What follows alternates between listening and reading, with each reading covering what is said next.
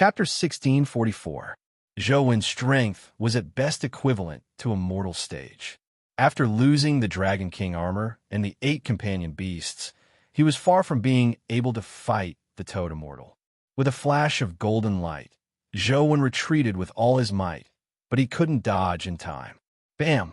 A figure charged over and slammed into the golden light from the side, forcefully diverting it from its trajectory, allowing Zhou to dodge the calamity. The Toad Immortal's tongue stabbed into the glacier beside him, piercing a huge hole in the glacier. The ice shattered and splattered everywhere. Zhou retreated repeatedly to avoid the ice. He swept his gaze and realized that the person who had struck the tongue was none other than Xiao. I can't stall for long. You have to hurry. With that said, without waiting for Zhou's reply, Xiao had already charged to the other side. He raised a gigantic piece of ice and smashed it at the Toad Immortal in midair. Hurry up? What's there to grab? My teacher domain has been affected by the ancient coin. It's of little use now.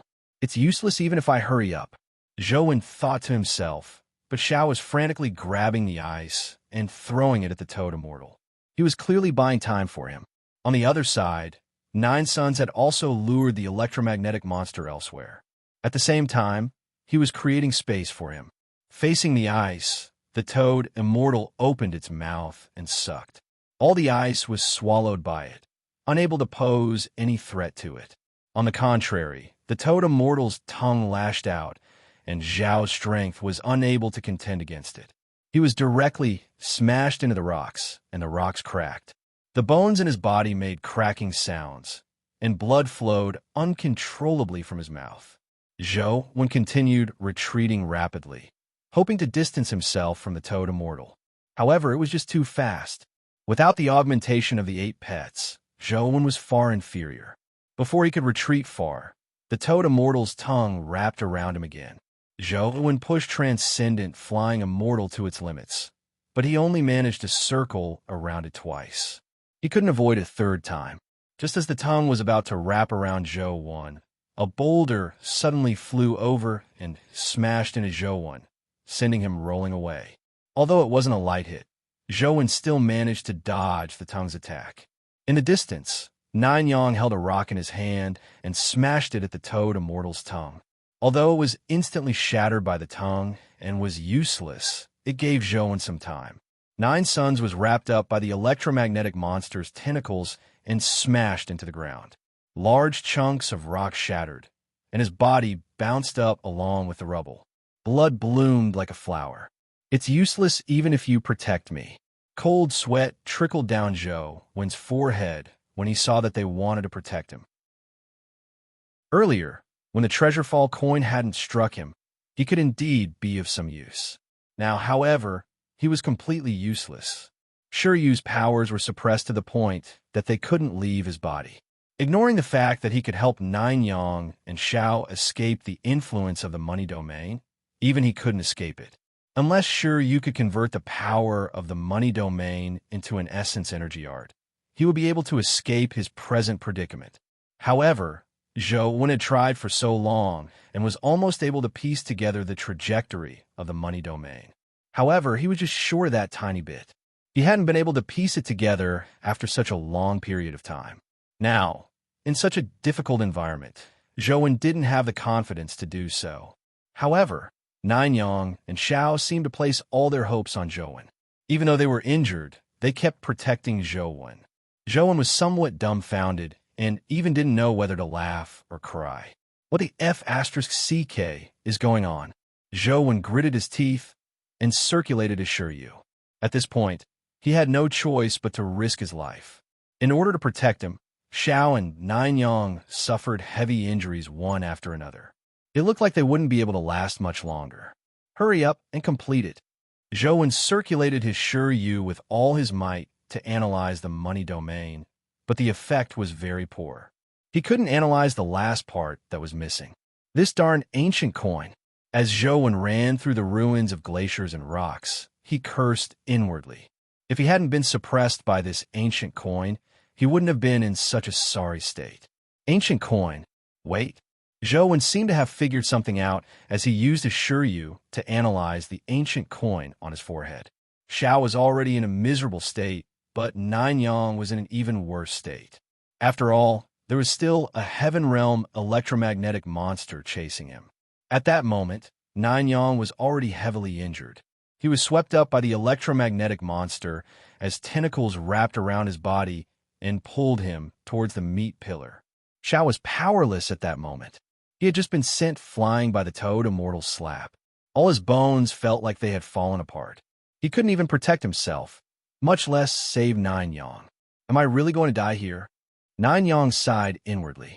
Suddenly, a beam of light shot into the sky, illuminating everyone's eyes. Before Nine Suns could see what the light was, it flashed past him, drew an elegant arc, and stopped in the sky. Crack! Crack! The tentacles that wrapped around Zhou all broke off one by one. Zhou instantly regained his freedom. At the same time, the sun god light in his body surged out again, causing his entire body to turn into light. He was like a human-shaped sun. Nine Yang looked at the figure in the sky in pleasant surprise. Indeed, he saw Zhou when standing in midair in the Dragon King's armor. In his hand was the bamboo blade that glowed coldly. The tip of the blade was still dripping with blood. "I've finally made it." Xiao sensed the strange power emanating from Zhou's body.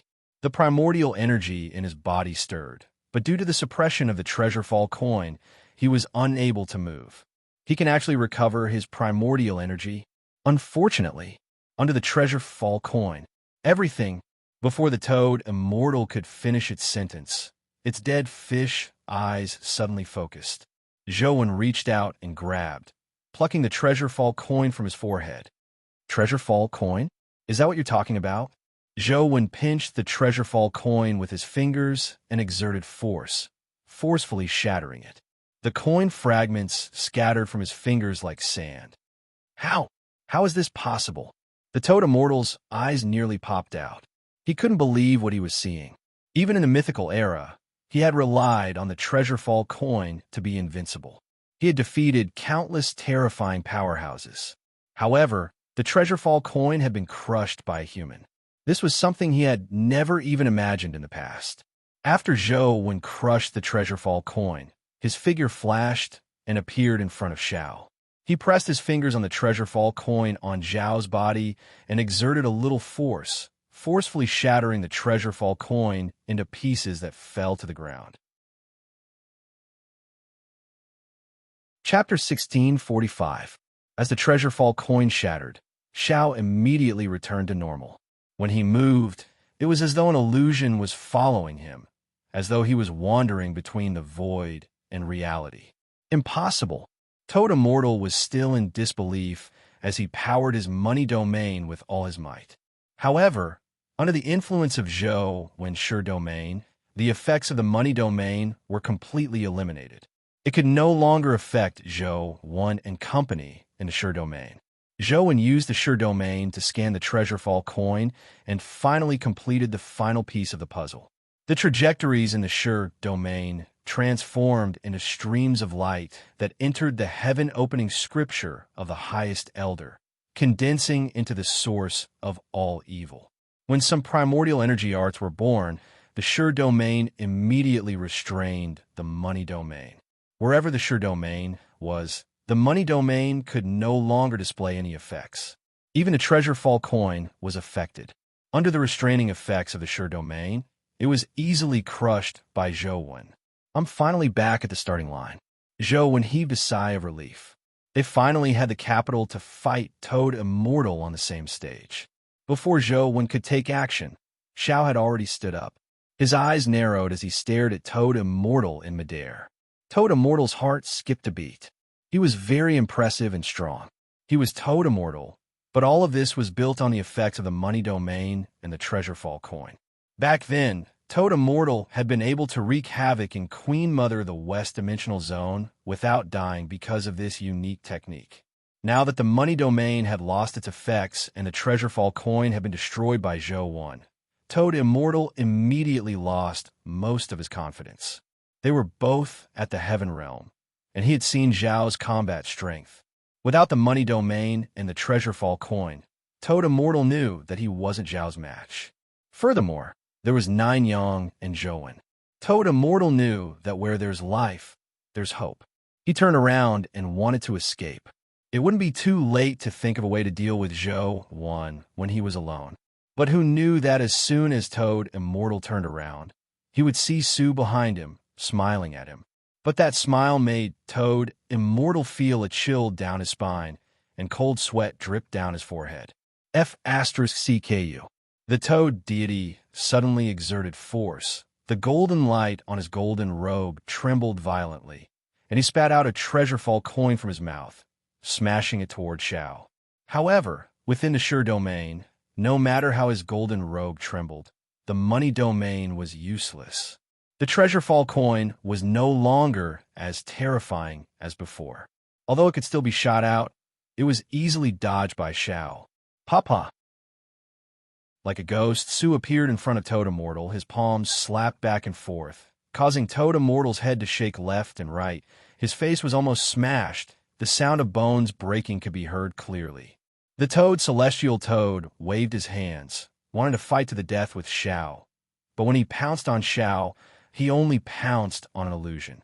Behind him, another Xiao appeared, and a blade-like leg chopped at the Toad, Celestial Toad's waist, sending the Toad, Celestial Toad flying. Zhou only saw the sky filled with Zhao's illusions surrounding the Toad, Celestial Toad, attacking it crazily. He couldn't tell which was the illusion and which was the real person.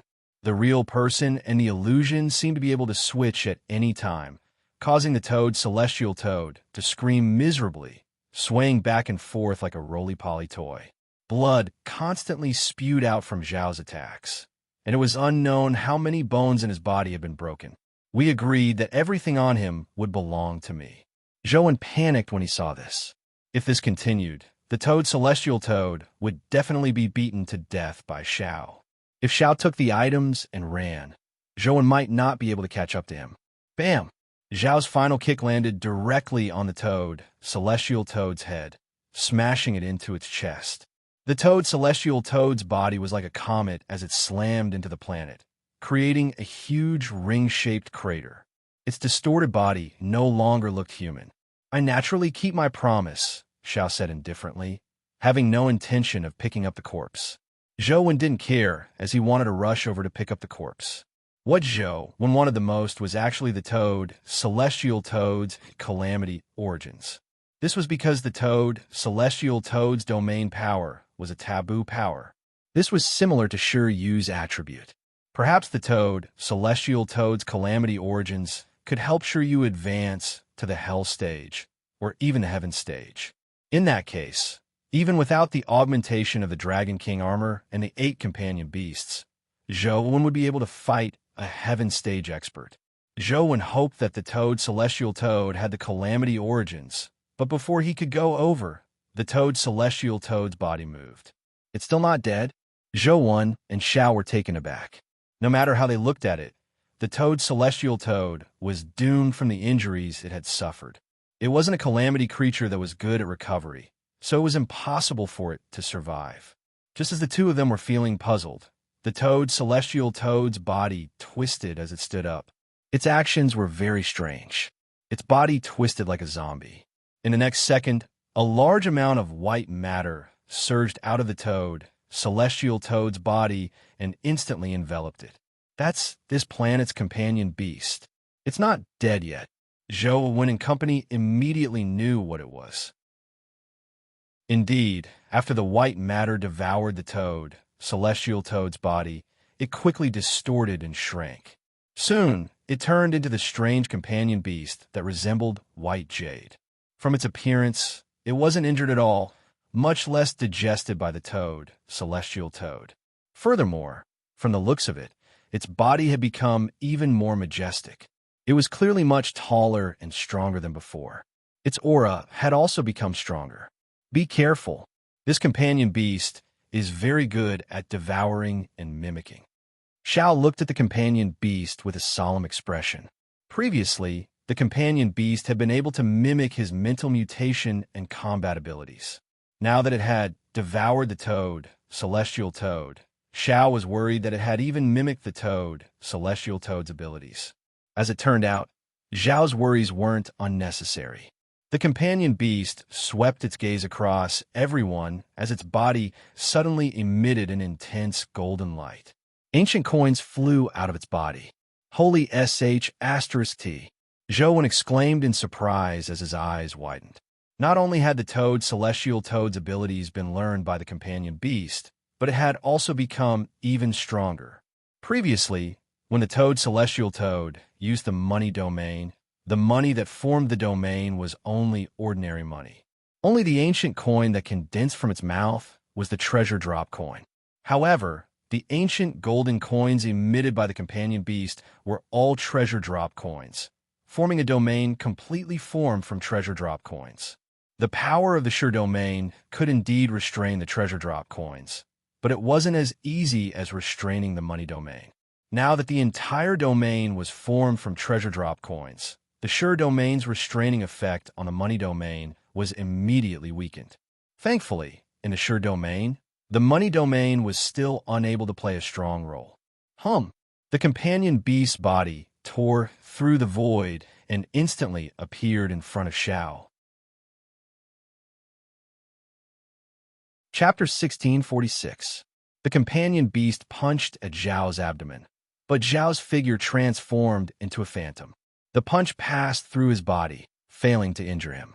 Zhao's true body appeared on the other side of the companion beast and similarly punched at the companion beast's head. The companion beast didn't seem to be able to dodge in time and was struck in the head by Zhao's punch. However, Zhao's fist passed through its head as though it had missed. It was also a phantom.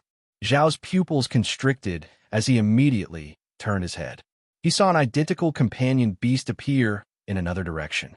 The companion beast's fist was already in front of his face. The exchange of reality and illusion brought Xiao back to the phantom from before. The body that had been struck in the face had turned into a phantom. However, when Xiao returned, he realized that the companion beast he had believed to be a phantom had similarly punched him in the abdomen.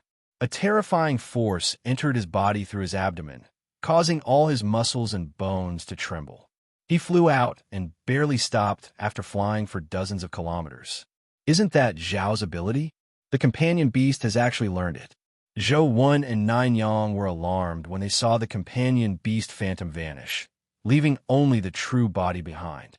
Zhao's ability wasn't only the power of the trajectory Holy Temple, but also his own insights and psychic mutation abilities. Even a saint of the trajectory Holy Temple wouldn't be able to master such an ability. The companion beast could actually mimic it and use such an ability to injure Xiao. It was obvious how terrifying it was. The companion beast's figure flashed and appeared in front of Zhou Wen. Its fist was so fast that it was almost invisible as it struck at Zhou Wen's abdomen. Zhou Wen pushed Transcendent, Flying Immortal to its limits as his figure gracefully drew an arc in the air, dodging the companion beast's attacks again and again. The companion beast's entire body was like a weapon as it attacked Zhou Wen crazily. After a round of attacks, it failed to injure Zhou Wen. Suddenly, it opened its mouth and a white beam flashed. It was so fast that even Transcendent Flying Immortal couldn't dodge in time. Its body was bound by a white strip. It was the companion beast's tongue. This fellow actually learned Toad Immortal's move. Zhou Wen held the bamboo blade in one hand and slashed at the tongue that bound his body. With the sharpness of the bamboo blade and Zhou Wen's strength, the strike only left a shallow wound. It failed to sever the tongue. Such a wound would probably require dozens of slashes to sever the tongue. Zhou Wen didn't have much time. The tongue pulled him towards the companion beast and instantly arrived in front of it. Just as he was about to be pulled into its gaping mouth, Zhou Wen was stunned. The sun divine light tore through the sky like an aurora and struck the companion beast. The companion beast had no choice but to dodge the sun divine light's attack. Zhou Wen temporarily wasn't pulled into its mouth. At that moment, Xiao rushed over. When the companion beast dodged the sun divine light, he appeared behind Zhou Wen like a ghost.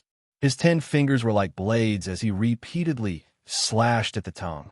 The force that could slice through the void left deep marks on the tongue.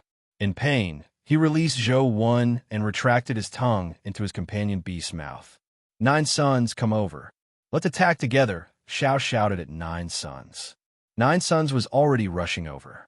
At the same time, the electromagnetic monster that was chasing him rushed over. Zhou immediately understood what Xiao was up to. The 3 of them attacked the companion beast together. Although the electromagnetic monster was an enemy, adding an enemy to an enemy might not necessarily make it a stronger enemy. With the 3 of them added together, their combat strength would become stronger, but the companion beast and the electromagnetic monster might not necessarily become stronger. Zhou activated Transcendent Flying Immortal. He was as agile and elegant as a perfected immortal in the sky. While attacking the companion beast, he also used the electromagnetic monster to restrain the companion beast's attacks. Although the electromagnetic monster was at the heaven realm, its intelligence was only average. Furthermore, after being controlled by the companion beast's power, it was only left with combat instincts. Its arrival instead became a cover for Zhou 1 and company. From time to time, they would use the electromagnetic monster to block the companion beast attacks. Zhou 1's bamboo blade drew out arcs as it slashed at the companion beast from different directions. 9 Suns' divine light of the sun also struck the companion beast from different directions. Zhao's illusions surrounded the companion beast from all directions. Although this was the first time the 3 of them were working together, they seemed to have a tacit understanding as their teamwork was flawless. Bam! After all, it was difficult for the companion beast to fend off 6 opponents with 2 fists. While it was distracted, it was struck in the back by 9 Suns' divine sun fist. Its white, jade-like muscles were charred black by the divine light of the sun, taking advantage of the companion beast's stagger. Zhou 1's saber and Zhao's fingers constantly slashed at the companion beast. Zhou 1's bamboo blade slashed crazily, leaving saber marks on the companion beast's body. Zhao's finger force constantly tore apart the companion beast's body. 9 Suns' fists struck continuously as the 3 of them unleashed their strongest strength. They attacked the companion beast's body from 3 different directions. The companion beast staggered as the wounds on its body increased. At that moment, the electromagnetic monster rushed forward and swept its tentacles towards Zhou 1 and company. Zhou 1 had no choice but to divert his attention to brandish his saber and slash at the electromagnetic monster's tentacles. After a few flashes, he sliced off a tentacle. When he turned his head to look at the companion beast, he realized that 9 Suns' divine light of the sun and Zhao's finger force had penetrated its body. As for the companion beast's body, it gradually dissipated like a phantom. The 3 of them scanned their surroundings and soon discovered that higher up in the sky, the companion beast was standing above the clouds. The wounds on its body were healing at an unbelievable speed. I can't give it time to heal. Xiao Qi took a step forward and arrived in front of the companion beast. Even though the companion beast had learned his abilities, Xiao didn't believe that he would lose to the same ability. Furthermore, he knew this ability very well. He also knew what weaknesses it had. Xiao Qi's 10 fingers moved in unison, transforming into spatial rifts that slashed at the companion beast. However, in the next second, Xiao, Zhou 1, and 9 Yang widened their eyes. They saw the companion beast figure move like an immortal as it drew out an elegant arc, dodging Zhao's spatial rending force one after another. It was none other than Zhou 1's transcendent flying immortal movement technique. Not only was it transcendent flying immortal movement technique, but even the concept was identical. What's going on with this companion beast? Zhou 1 and company couldn't help but feel a chill in their hearts. The companion beast's strength had far exceeded their imagination. Chapter 1647. But now, there was no way out. Zhou 1 and 9 Yang charged forward without any hesitation. 9 Yang's divine light of the sun penetrated everything and illuminated everything. It was an unavoidable force. However, under the divine light of the sun, the companion beast's body turned into a phantom. Its true body strangely appeared behind Nine Yang, as its fingertip slashed at Nine Yang's neck like a blade. Zhou Wen's body was like a flying immortal as he slashed down with a bamboo blade. Zhao's figure also strangely appeared on the other side of the companion beast as his fingers stabbed at the companion beast's eyes. The companion beast's fingertip that was slashing at Nine Yang didn't change. The other monkey claw-like palm flicked the bamboo blade, causing it to change directions and slash at Xiao. Xiao and Zhou Wen quickly changed their strengths and barely avoided the situation of them killing each other. However, the companion beast's fingers had already slashed at Nine Yang's neck. At the same time, its hoof-like feet kicked out at lightning speed. With a sun-like glow, it kicked Zhou Wen and Xiao, sending them flying. The armor on Zhou Wen and Zhao's chests had been smashed. The terrifying light charred their flesh like charcoal. Nine Yang had already tried his best to rush forward, but a bone-deep wound appeared on his neck. Blood was gushing out. Instantly, all three of them were injured. This guy's a freak. Zhou Wen forcefully suppressed the wound on his chest. When he saw the companion beast charge at him again, he hurriedly dashed in the direction of the electromagnetic monster and used it to block the companion beast's attack. Just as Zhou Wen circled behind the electromagnetic monster, he saw a white light flash in the companion beast's mouth. Its tongue wrapped around the electromagnetic monster and pulled its huge body towards its open mouth. The electromagnetic monster's body was extremely huge, but when it was pulled to the companion beast's mouth, it strangely shrank and was swallowed. The companion beast didn't rush over for the time being. Nine Yang stopped the wound on the back of his neck and gulped. This fellow might not have been at the calamity grade. No matter what it was in the past, we have to kill it now. Otherwise, we will be the ones dying. Zhao's expression was solemn. Do you know the origins of this companion beast? Zhou Wen asked. It was definitely not a coincidence that Xiao and Zhuyang were able to come here. They must know something that allowed them to find such an inconspicuous place in the universe among the millions of stars. Nine Yang and Xiao exchanged looks before Xiao said, "There's no need to hide anything now. This companion beast's origins are somewhat special." Xiao Chun briefly explained the companion beast's origins, but he didn't mention that the companion beast still had something on it. Zhou Wen couldn't help but be taken aback after hearing that. You mean that this planet should actually have two companion beasts? Zhou Wen asked Xiao. In theory, there should be two. However, the other one should have been sucked dry of its nutrients by the parasitic companion beast. The chances of it surviving are very low, Nine Yang said. That might not be the case. Zhou Wen couldn't help but think of the bees in the plant. He had always believed that the bee was the companion beast of this planet because it had the various characteristics of a companion beast. However, after this companion beast appeared, Zhou Wen overturned his previous speculation. He believed that the bee was a native life form that resembled the companion beast that the planet had nurtured. Now that he heard Zhao's explanation, Zhou Wen was very suspicious. Although this planet had been parasitized by a companion beast, the original companion beast hadn't died. It was very likely that both companion beasts had survived. However, he didn't know which one was the original companion beast of this planet and which one was the parasite. The companion beast didn't give Zhou Wen any time to consider. After floating in the air for a moment, it launched another attack. Its body charged over like a phantom. The phantoms used transcendent flying immortals movement technique as they charged at the trio. Originally, the three of them were attacking the companion beast, but now it seemed like the three of them were being attacked by the companion beast. Bam! The phantoms were Xiao Chen's techniques, but when used by the companion beast, they seemed even more powerful than Xiao Chen. Not only was it impossible to tell which one was the phantom, but each phantom seemed to have offensive power. Zhou Wen and company didn't last long before they suffered varying degrees of injuries. If this continued, it was only a matter of time before they were beaten to death. Zhou Wen had no choice but to use the human Emperor Heaven sacrificial domain. Although this domain was useless against him, Xiao and Nine Yang's injuries rapidly healed within the domain. This crappy domain clearly has such powerful healing abilities. Why can't it heal me? Zhou Wen was extremely vexed. Xiao and Nine Yang's injuries rapidly healed. They were originally very happy, but when they saw Zhou Wen's situation, their expressions turned odd.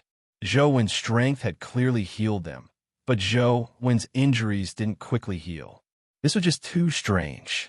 You really are a model example of sacrificing yourself for others, Xiao said loudly as he fought.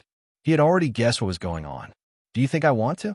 This crappy domain of mine can heal anyone but myself, Zhou Wen said gloomily. He had already used his transcendent flying immortal movement technique with all his might, but the Phantom's transcendent flying immortal movement technique concept wasn't inferior to his. Their speed was even faster than his, making it more and more difficult for him to fight. The injuries on his body increased. Although Nine Yang and Zhao's situation was much better because of the human Emperor Heaven sacrificial domain, they couldn't even fend for themselves. They didn't have the strength to help Zhou Wen. They also knew very well that a large part of the reason why they could hold on was because of Zhou Wen's dual domains. One domain helped them block the money domain seal, while the other domain helped them quickly heal. Without these two domains to protect their lives, it was impossible for them to last until now.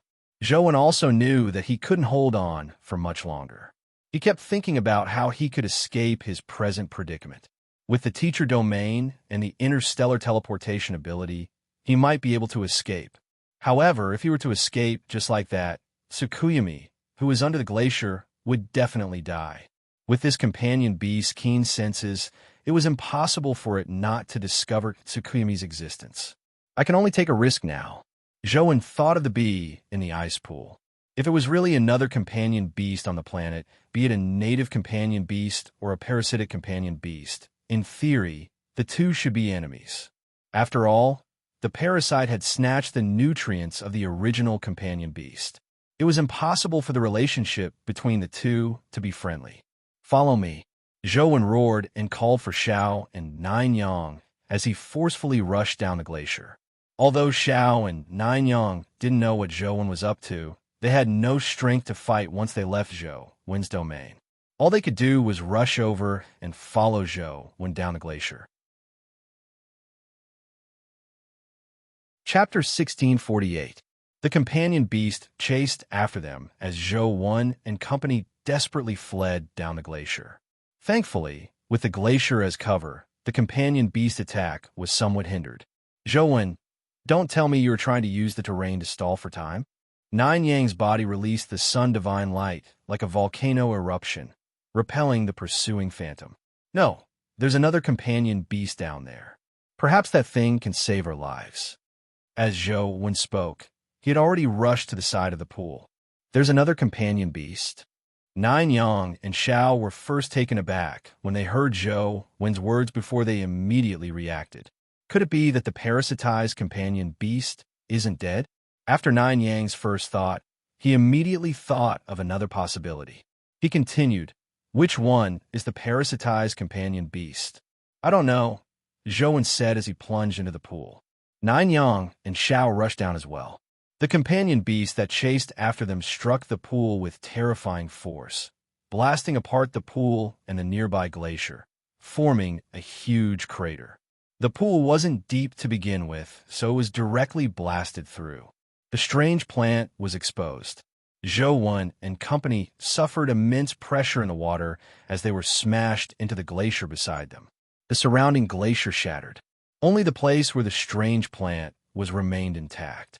The plant and the bee and the fruit weren't affected. Zhou Wen and company crawled out of the ice pit and prepared to fight, but they realized that the companion beast was floating in the air. It didn't continue attacking. Instead, it was staring at the bee and the strange plant. They are indeed related, Nine Yang said. I never expected the parasitized companion beast to not die. I just wonder which of the two of them is a companion beast born from the planet itself. Xiao looked at the bee and then at the companion beast in the air. A glint flashed in his eyes as though he had discovered something. In fact, Nine Yang had also discovered Zhao's discovery. The bee was holding a tiny trumpet in its claws. No matter how he looked at it, it didn't seem like something a bee should have. It was likely an external object. According to the saint deity, the escaped companion beast had accidentally taken away something before parasitizing the planet. Although the saint deity didn't say what it was very likely this tiny trumpet. Of course, this was only their guess, and it might not be accurate. The companion beast that was chasing seemed to be afraid of the tiny bee. It floated in midair and didn't come down. It kept staring at the tiny bee, its gaze focused on the tiny loudspeaker. It didn't move, and neither did Zhou Wan and company. Nine Yang and Xiao didn't dare move as they waited for an opportunity. Zhou Wan hoped that he could stall for time until Tsukuyami finished absorbing it. When that happened, he wouldn't have any qualms about fighting or escaping. He wouldn't be as restrained as he was now. Are you hiding something from me? With Zhou Wan's sharp observation skills, how could he not realize that the companion beast had been looking at the tiny megaphone? Furthermore, Nine Yang and Xiao were also looking at Little Mouth, intentionally or unintentionally. This made Zhou Wan even more certain that they knew something. Nine Yang pondered for a moment before saying, "At this point, there's actually no need to hide it from you."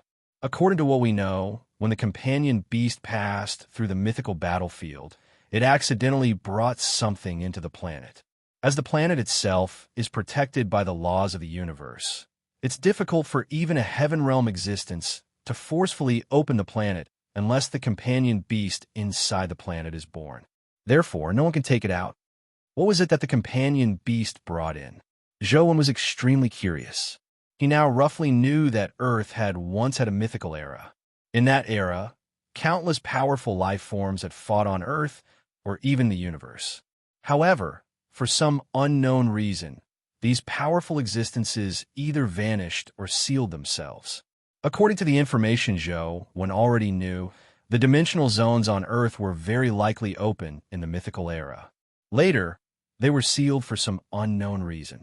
Only when the dimensional storms descended in modern times did the sealed dimensional zones open again. Therefore, Zhou Wan had always been curious about what happened in the mythical era. Of course, this was only his speculation. Only the life forms that had experienced that era knew if that was the case. However, even existence like Grim Demon, who had experienced that era, didn't know how the final mythical battle ended. Perhaps only an existence like the Dharch truly knows what happened in the final moments of the mythical era. Zhou Wan had always felt that the Dharch definitely knew a lot of things. An existence like the Dharch still made Zhou Wan feel like a bottomless abyss that was unfathomable. In the past, when Zhou Wan was weak, he felt that the Dharch was very strong. Now that he could fight calamity-grade creatures, he didn't change his previous thoughts. In fact, the stronger he was, the more he found the Thearcha's strength unbelievable. That kind of wish power was a heaven-defying existence. Even a heaven realm domain paled in comparison. I don't know. Nine Yang shook his head and said, "The news we obtained is that the companion beast brought in something very important, but we don't know what it is. Now, we suspect that it's the little trumpet in the bee's claws. If it's really the little trumpet, doesn't that mean that the little bee is the parasitic companion beast? The fellow we fought is a native of this planet?" Zhou Wan frowned. If the little trumpet is really that thing, this guess is very likely. Xiao had been observing the companion beast in the sky the entire time. Midway, he suddenly changed the topic. "Be careful. That fellow can't hold back any longer." Indeed, just as Xiao finished speaking, the companion beast rushed down. Its target was very obvious. It wasn't any of the three of them, but the little bee in the fruit of the plant. The companion beast stepped down, and the light on its foot was as dazzling as the sun. It was none other than the sun god beam that it had imitated from Nine Yang. Although the scorching power of the sun god beam wasn't enough, its destructive power was even more terrifying than when Nine Yang used it. The little bee in the fruit was still lying there as though it hadn't woken up. Even when the companion beast's sun-like foot stepped on the fruit, the little bee remained motionless. Boom! A powerful force struck the fruit, triggering a terrifying explosion. Even with Zhou Wan and company's strength, they couldn't help but retreat from the shockwave produced by the explosion.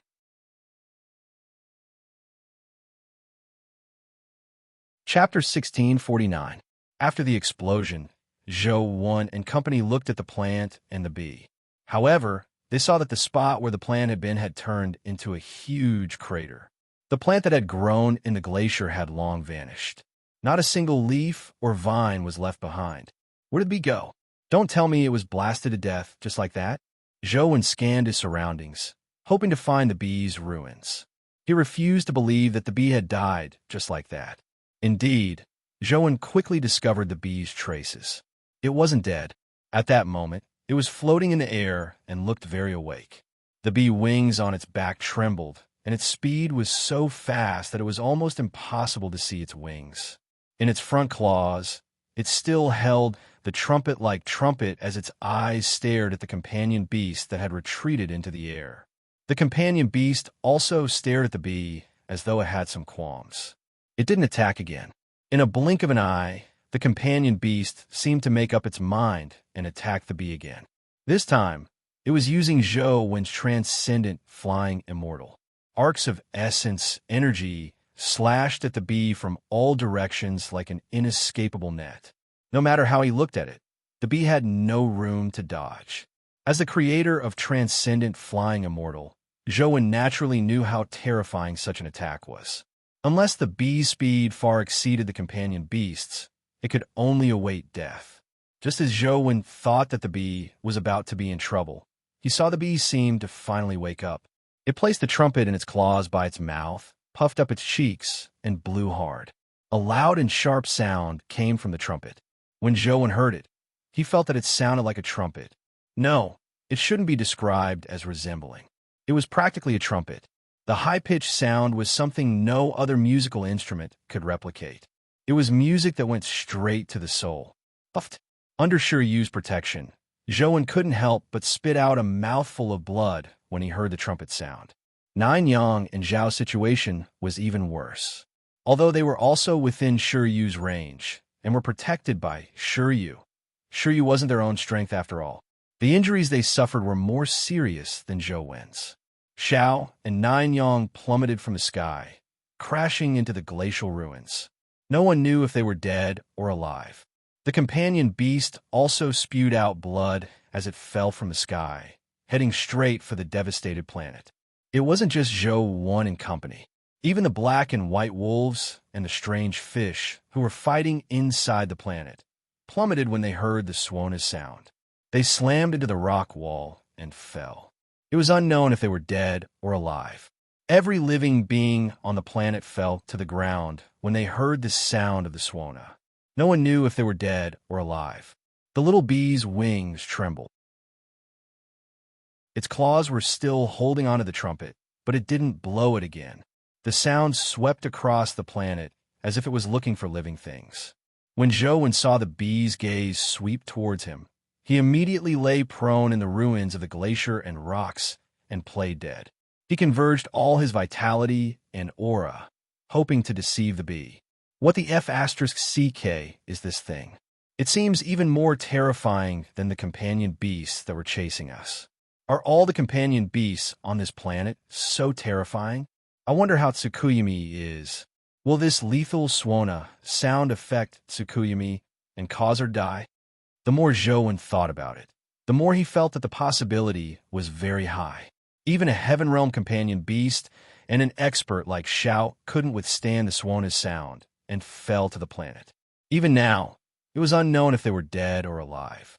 In Tsukuyumi's state, where she couldn't be frightened, the chances of her dying were probably very high if she heard such a sound. Even if she didn't die, the possibility of her suffering a chi deviation was very high. Unfortunately, Zhou Wen didn't have the chance to save Tsukuyumi even if he wanted to. The Swona's sound instantly filled the entire planet, making it impossible for Zhou Wen to save her in time. It was unknown if Nine Yang and Xiao were dead or alive. After all, after they fell from the sky, there was no sound. It was likely that the situation wasn't good. As Zhou Wen feigned death, he used Truth Listener's forces to scan the companion beast's location. He saw it struggle to stand up. Although the Swona's sound had caused him quite a bit of damage, it hadn't killed him. As the companion beast struggled to stand up, its injuries rapidly recovered. When it floated in the air, it had already recovered to its state before it was injured. It looked like it had never been injured. The companion beast stared at the bee as the cold glint in its eyes intensified. Its aura grew stronger and stronger. When a dog bites a dog, a mouthful of fur. Zhou had no intention of getting up to participate in the battle. He only wanted to watch from the side as the two terrifying companion beasts fought. However, Zhou didn't want to know who would win. Now, what he was most worried about was whether something had happened to Tsukuyumi. When the companion beast moved and attacked the bee, Zhou secretly sneaked towards Tsukuyumi. However, when Zhou arrived, he realized that the ice cellar had already collapsed and shattered into pieces of ice. Although he didn't find Tsukuyumi's corpse, it was likely that she was doomed. After all, Tsukuyumi couldn't move while absorbing the power of the moon essence basin. It was impossible for her to withstand such an impact. I've already tried my best. You can't blame me if you die. Zhou sighed inwardly. He had worked hard for so long, but he ultimately couldn't save Tsukuyumi's life. Since Tsukuyumi was doomed, Zhou no longer had any reason to continue fighting. He was already considering how to escape.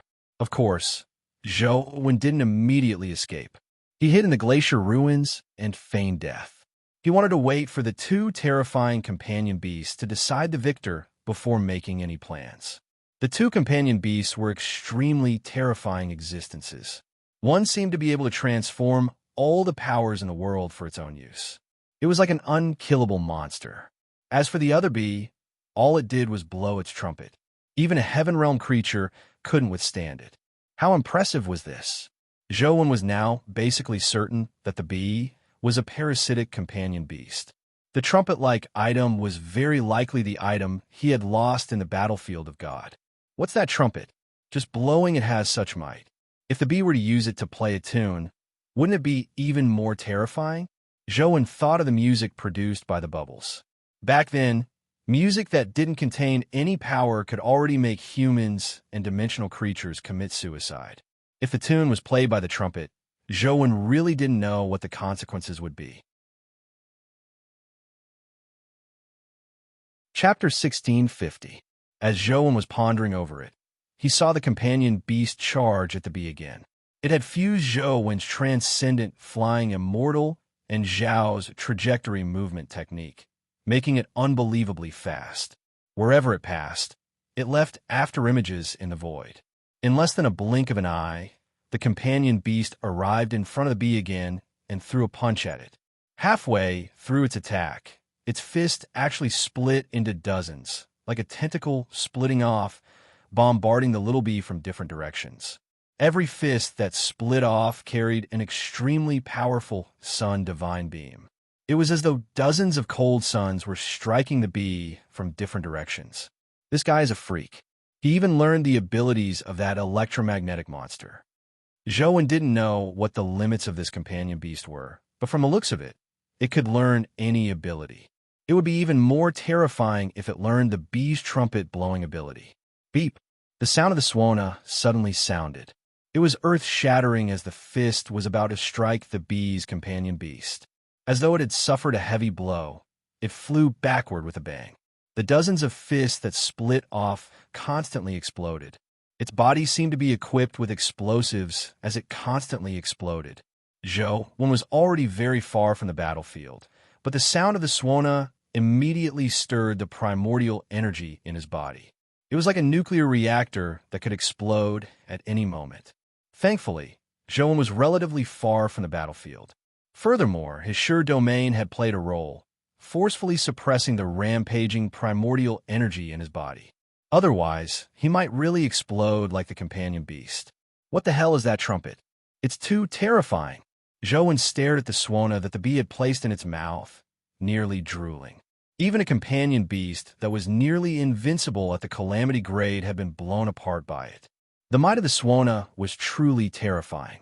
Zhou thought about it and realized that it made sense. Back in the War of Gods, there were countless terrifying experts who fought all the way to the cosmos. Creatures that could participate in such battles were definitely the cream of the crop in the mythical era. The item they brought naturally couldn't be ordinary. Furthermore, despite having been lost for so many years, the holy deity was still thinking about it. It was obvious how precious it was. However, after some thought, Zhou couldn't figure out what powerful divine artifact was a Swana in myths and legends. Bang! As Zhou pondered over it, he suddenly heard an explosion nearby. He saw a white and black one-horned wolf rush out of the underground cave. Just as they left the cave, their bodies exploded, turning into a bloody mist that filled the sky. When they were in the inner space of the planet, the sound attacks they received were weaker, and they could barely rely on their combined barrier to protect their lives. However, when they tried to escape, they were attacked by the sound after coming out of the underground cave. Their bodies couldn't take it and immediately exploded. Zhou eyes were sharp as he realized that two crystal-like companion eggs, one black and one white, had fallen out of the black and white wolf's blood fog. His eyes immediately lit up. The Swana's sound came to an end as the sound waves it produced weakened. Without any hesitation, Zhou teleported over and grabbed the two companion eggs with each hand before teleporting back. He didn't wish to leave just like that. Even if Tsukuyami had met with misfortune, he had to at least see her corpse before he could leave with peace of mind. When Zhou went to snatch the companion egg, he saw the strange fish rush out of the underground cave and charge at the bee without any fear of death. On the other side, Nanyang and Xiao appeared out of nowhere. Their 7 orifices were bleeding, and the situation didn't look good. "Retreat," Xiao Luo shouted in a low voice. He wanted to use the trajectory technique to escape into the void. Neither of these two companion beasts was to be trifled with. Even if they joined forces with Zhou and Nanyang, they wouldn't be able to gain any advantage. They might even lose their lives here. Nine Suns also planned to rush out of the atmosphere. In space, the transmission of sound would be greatly limited. The bee clearly wasn't interested in them, as it kept staring at the companion beast that had exploded. The companion beast's body had already been blasted to smithereens, but very quickly, the blasted body reformed and the wounds vanished. This was the electromagnetic monster's ability. However, when used by a companion beast, the effects were even more ridiculous than when the electromagnetic monster used it. The strange fish had already arrived above the bee. Its tail transformed into a cloth that blotted out the sky as it scattered down, enveloping the bee. Zhou imagined that the bee was going to blow the Swana again, so he quickly retreated, hoping to stay further away. However, to his surprise, the bee didn't blow the Swana this time. Its tail flashed with a cold light. Zhou saw the cold light pierce through the strange fish's tail and into its body. The strange fish's body, which had turned white after being controlled by the companion beast, instantly turned black before collapsing, turning into dust that filled the sky. Zhou vision was in no way inferior to a calamity-grade expert. Furthermore, with Truth Listener's help, he could clearly see that the strange fish's body had been disintegrated into tiny black particles. After the black particles dispersed and disintegrated, Zhou couldn't see them anymore. This thing could be poison elemental. Zhou thought of his Dr. Darkness companion beast. Dr. Darkness had evolved by absorbing poison. He had recently advanced to the Terror grade, but he hadn't found a stronger poison to advance him to the Calamity grade. If this bee was really poison elemental, the poison power it had just used was extremely terrifying. If Dr. Darkness were to absorb it, he didn't know what would happen. However, Zhou wasn't sure if it was a poison elemental power. Even if it was, he didn't know if the Terror grade Dr. Darkness could withstand such a terrifying poison. After all, even a Heaven Realm creature had been poisoned to death with a single needle. The Terror grade Dr. Darkness might be poisoned to death and disintegrated before he could advance to the Calamity grade. No good. This planet seems to have been locked by some force. We can't leave. Xiao and Nanyang's expressions were abnormally nasty. They had attempted to escape, but they failed to rush out. The entire planet seemed to be sealed by some strange force. Even Zhao's void trajectory power couldn't escape. On the other side, the companion beast that had healed pounced at the bee again. Clearly, it wanted to snatch the Swana it controlled. The bee seemed to know that its poison stinger was useless against the companion beast. It might even be absorbed and learned by the companion beast. Therefore, it didn't use the same method it used against the strange fish to deal with the companion beast. Instead, it blew the Swana again. This time, the sound was somewhat different from before. Although it was still high-pitched, it also made one feel as though they were crying and lamenting. This tune, Zhou knew that it was the bubble music he had heard many times by the pool. Chapter 1651. With the sound of the Swana, the companion beast that was charging a bee suddenly felt as though it was shackled. Its movements became abnormally slow. Furthermore, there seemed to be a downward force that pulled the companion beast towards the planet's ground. As bee blew the Swana, she easily dodged the companion beast's attack.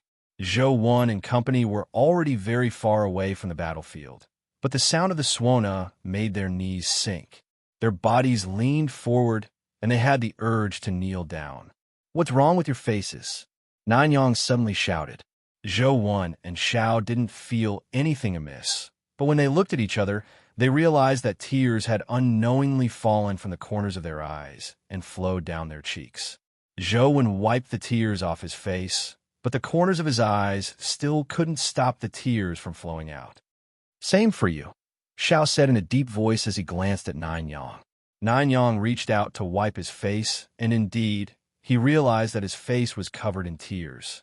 He couldn't help but reveal a look of horror. "It's the power of the music." Zhou circulated his teacher domain with all his might, hoping to block out the distant sounds, but he couldn't completely block them. The sound of the Swana seemed to ring in his head, causing more and more tears to flow. Nanyang and Xiao were in an even worse state. Their faces were already covered in tears. What was even more terrifying was that they felt their knees sink deeper and deeper. Their bodies were on the verge of collapse, as though they would kneel down at any moment. Boom! The companion beast on the battlefield landed on the planet. Its knees were also bent, and the strength on its body kept erupting as though it was resisting some invisible force. Just like Zhou and company, the companion beast's face was covered in tears. In its huge eyes, tears constantly flowed out as though it was experiencing something extremely sad. "Damn it, you mustn't kneel down. You might die." Seeing the companion beast struggle desperately to kneel, Xiao had a bad feeling. He tried his best to stop his knees from bending, but the effect wasn't obvious. His legs still involuntarily bent. Zhou and Nanyang were the same. As they cried, they desperately supported their bodies to prevent themselves from kneeling down, but the effects weren't ideal. Zhou tried a few methods, but none of them were effective. When he saw that the companion beast was similarly unable to escape the magic of the music, he knew that ordinary powers were useless. If even the top companion beasts in the calamity couldn't withstand the sound, it was even more difficult for them to withstand it. Seeing that his knees were getting closer and closer to the ground, Zhou gritted his teeth and summoned hundreds of thousands of musical note sprite companion beasts. Then, he used the golden harp to control them and made them play the bubble music he had heard by the pool. Zhou didn't know if it was useful, but he was treating it as a last resort. It was possible that the outcome of doing so would accelerate their kneeling, but at this point in time, he had no other choice but to give it a try. After summoning the musical note sprite and golden harp, they weren't affected by the demonic sound, giving Zhou a glimmer of hope. Under the control of the golden harp, the note sprites began to play bubble music. Strangely enough, it was the same music, but the effect played by the musical note sprites was somewhat different from that of the Swana. The sound waves produced by hundreds of thousands of musical note sprites combined with the sound of the Swana. The trio's tears immediately streamed down as their knees sank. They were less than a foot off the ground. F***CK, Zhou, what are you doing? Nanyang couldn't help but curse in fright. Zhou hurriedly made the musical note sprites stop playing. He had expected such a possibility, but he never expected it to be the worst situation. Zhou, get your musical note sprites to continue playing that music, Xiao suddenly said. Zhou was first taken aback before he immediately thought of something. Xiao also said, Don't let their rhythm be the same as the Swanas. Don't let the beat be staggered. Zhou had already begun doing it. Although he didn't know if it would be effective or if it might even make them kneel faster, the final outcome would be the same if he didn't do anything. It was just that they would kneel slower. Following the golden harp's melody, a portion of the hundreds of thousands of musical note sprites produced a rhythmic tune. The tune was the same as the Swanas, but the beat was just different. The musical note sprites that filled the sky surrounded the trio like countless butterflies dancing around them. The sound waves constantly reverberated around them. Zhou and company were so nervous that their foreheads were covered in sweat. Tears were still streaming down their cheeks. Zhou was prepared to order the musical note sprites to stop playing at any moment. However, after the music sounded this time, the trio's knees didn't suddenly sink. Instead, the speed at which they sank slowed down significantly. Even fewer tears flowed out. It's effective. Zhou was overjoyed as he hurriedly ordered all the musical note sprites to play together. Waves of sound waves constantly reverberated. Due to the mismatch in the rhythm, it created a very discordant feeling with the Swanas sound. Although Zhou and company could still hear the Swanas sound and their tears were still flowing, the speed at which they flowed had slowed down significantly. The force of their knees sinking had also weakened, allowing them to barely withstand it and not continue sinking. Zhou was feeling somewhat conflicted. The bubble music combined with hundreds of thousands of musical note sprites was indeed effective. If he used this power to help the companion beast, it might be able to escape the restraints of the music. He might even have the strength to fight. The problem was that neither companion beast was good. One blowing the trumpet would kill them, and the other would kill them without blowing the trumpet. Regardless of which one Zhou helped, the outcome might not be good. After a moment of hesitation, Zhou controlled the golden harp and tried his best to control the sound waves near them, preventing the musical note sprite's power from affecting the companion beast. The companion beast would definitely kill them. The bee had only shown hostility towards the companion beast for the time being and hadn't targeted them. Zhou decided to place his bets on the bee. Such a decision was also extremely risky. This was because the bee had a treasure like the Swana. It was highly likely that it was a parasitic companion beast that could parasitize others and rob them of their nutrients or even their lives. It was impossible for it to be a docile companion beast. After it killed the other companion beast, it was very likely that it would kill Zhou and company. However, at this point in time, they had to make a choice. The rest was up to fate. Under the Swana's demonic sound, the companion beast's knees approached the ground. Even something as powerful as it was unable to withstand the demonic and godly sound. Bam! One of the companion beast's knees knelt on the ground, causing cracks that stretched for several kilometers to appear on the ground. Chapter 1652. The companion beast continued persevering as it shot out treasure-fall coins, but they couldn't eliminate the influence of the power it suffered. The treasure-fall coins that flew out were easily dodged by the bee, blowing the Swana. Bam! With another loud bang, the companion beast's other leg knelt to the ground. Its hands pressed against the shattered ground as it gritted its teeth and struggled with all its might, but it was unable to get up no matter what. Its eyes were already twisted, and tears fell down like torrential rain. And a strange scene happened. The companion beast's white, jade-like body began to emit black flames. Every inch of its body seemed to emit a transparent black gas. The black gas was indistinct, like the aura of death that came from the netherworld. It emitted an ominous aura. As the black gas rose, the extremely powerful companion beast's vitality rapidly drained away. Even its essence energy rapidly weakened. The body that looked like it was carved out of white jade also aged and shriveled. In just a moment, the companion beast's body looked like it was about to turn from a young man to an old man. Its jade-like body was covered in wrinkles, and its original white color gradually turned yellow, like an old newspaper that had experienced the baptism of time. Zhou and company shuddered in fear, as they secretly rejoiced that they hadn't knelt down. Otherwise, they would have long been dead. However, Even if the musical note sprites could temporarily resist the bee's swana, Zhou Wen and company still couldn't escape. Once the companion beast died, it would probably be their turn. Although Zhou Wen had already decided to bet on the bee, he wasn't confident when he saw the situation. He even had the thought of helping the companion bee stall for time through checks and balances. However, Zhou Wen eventually gave up on this idea. The musical note sprite army wasn't really able to resist the swana. Even if he was willing to help the companion beast, he might not be able to help. Instead, it might anger the bee. Perhaps the little bee didn't want to take their lives, but his actions had backfired on him. Furthermore, Zhou Wen had other plans in mind. If the bee really wanted to blow them to death, Zhou Wen would definitely have to kneel. His life providence would most likely not sit idly by. After all, he wasn't the one who wanted to kneel, but he was forced to kneel. With the sigh of the king's temper, how could it tolerate such a thing? As for whether the sigh of the king's power could resist the swana's sound, that wasn't something Zhou Wen knew. When the time came, he could only leave it up to fate. Looks like we're all going to die here today. Nine Yang glanced at Zhou Wen and said, I don't have any goals in life, nor do I have any wishes. My only regret is that I can't defeat you with my own hands. Look at the situation now. You're still thinking about this.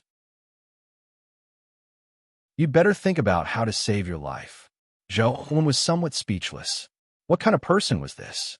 They were still thinking about such things at such a time. It's precisely because it's hard to tell whether he's going to live or die. Who knows? He might die right away. If we don't explain things clearly now, we won't be able to die in peace.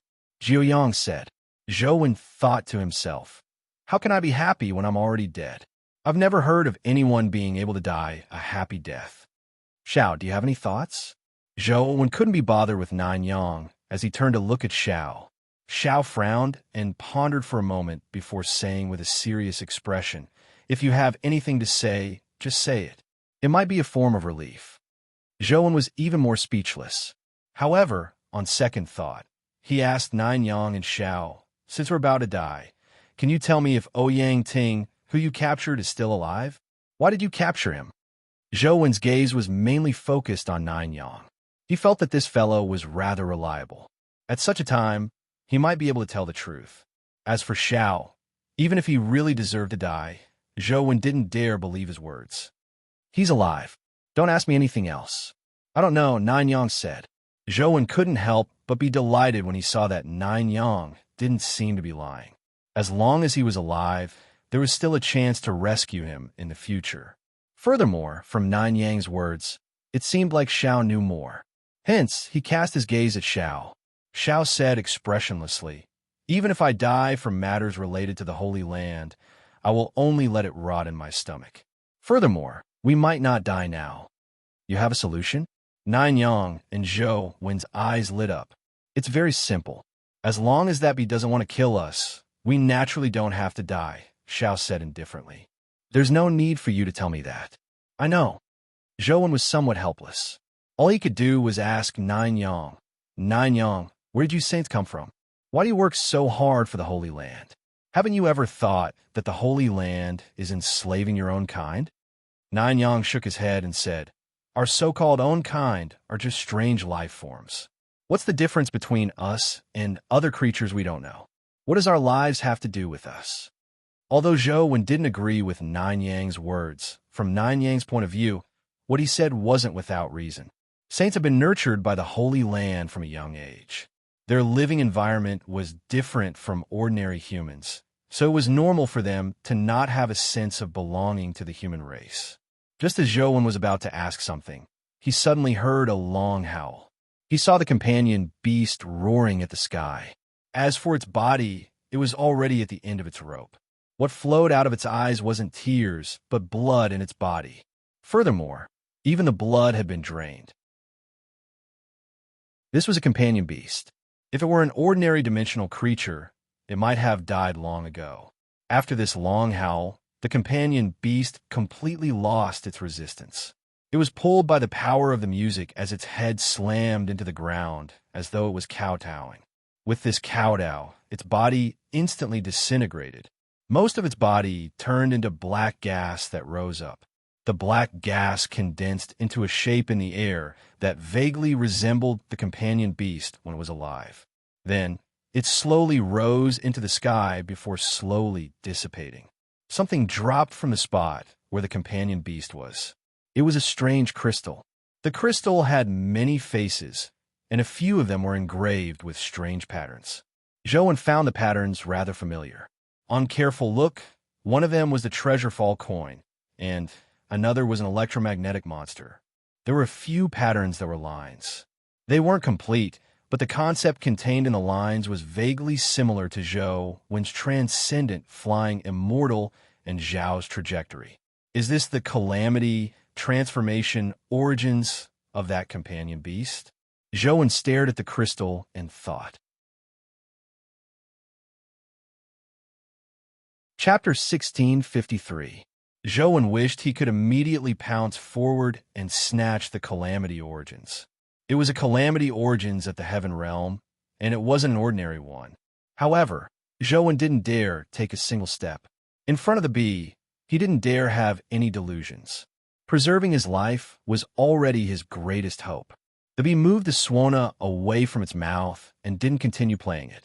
However, before Zhou Wen and company could heave a sigh of relief, the bee flapped its wings and flew towards them.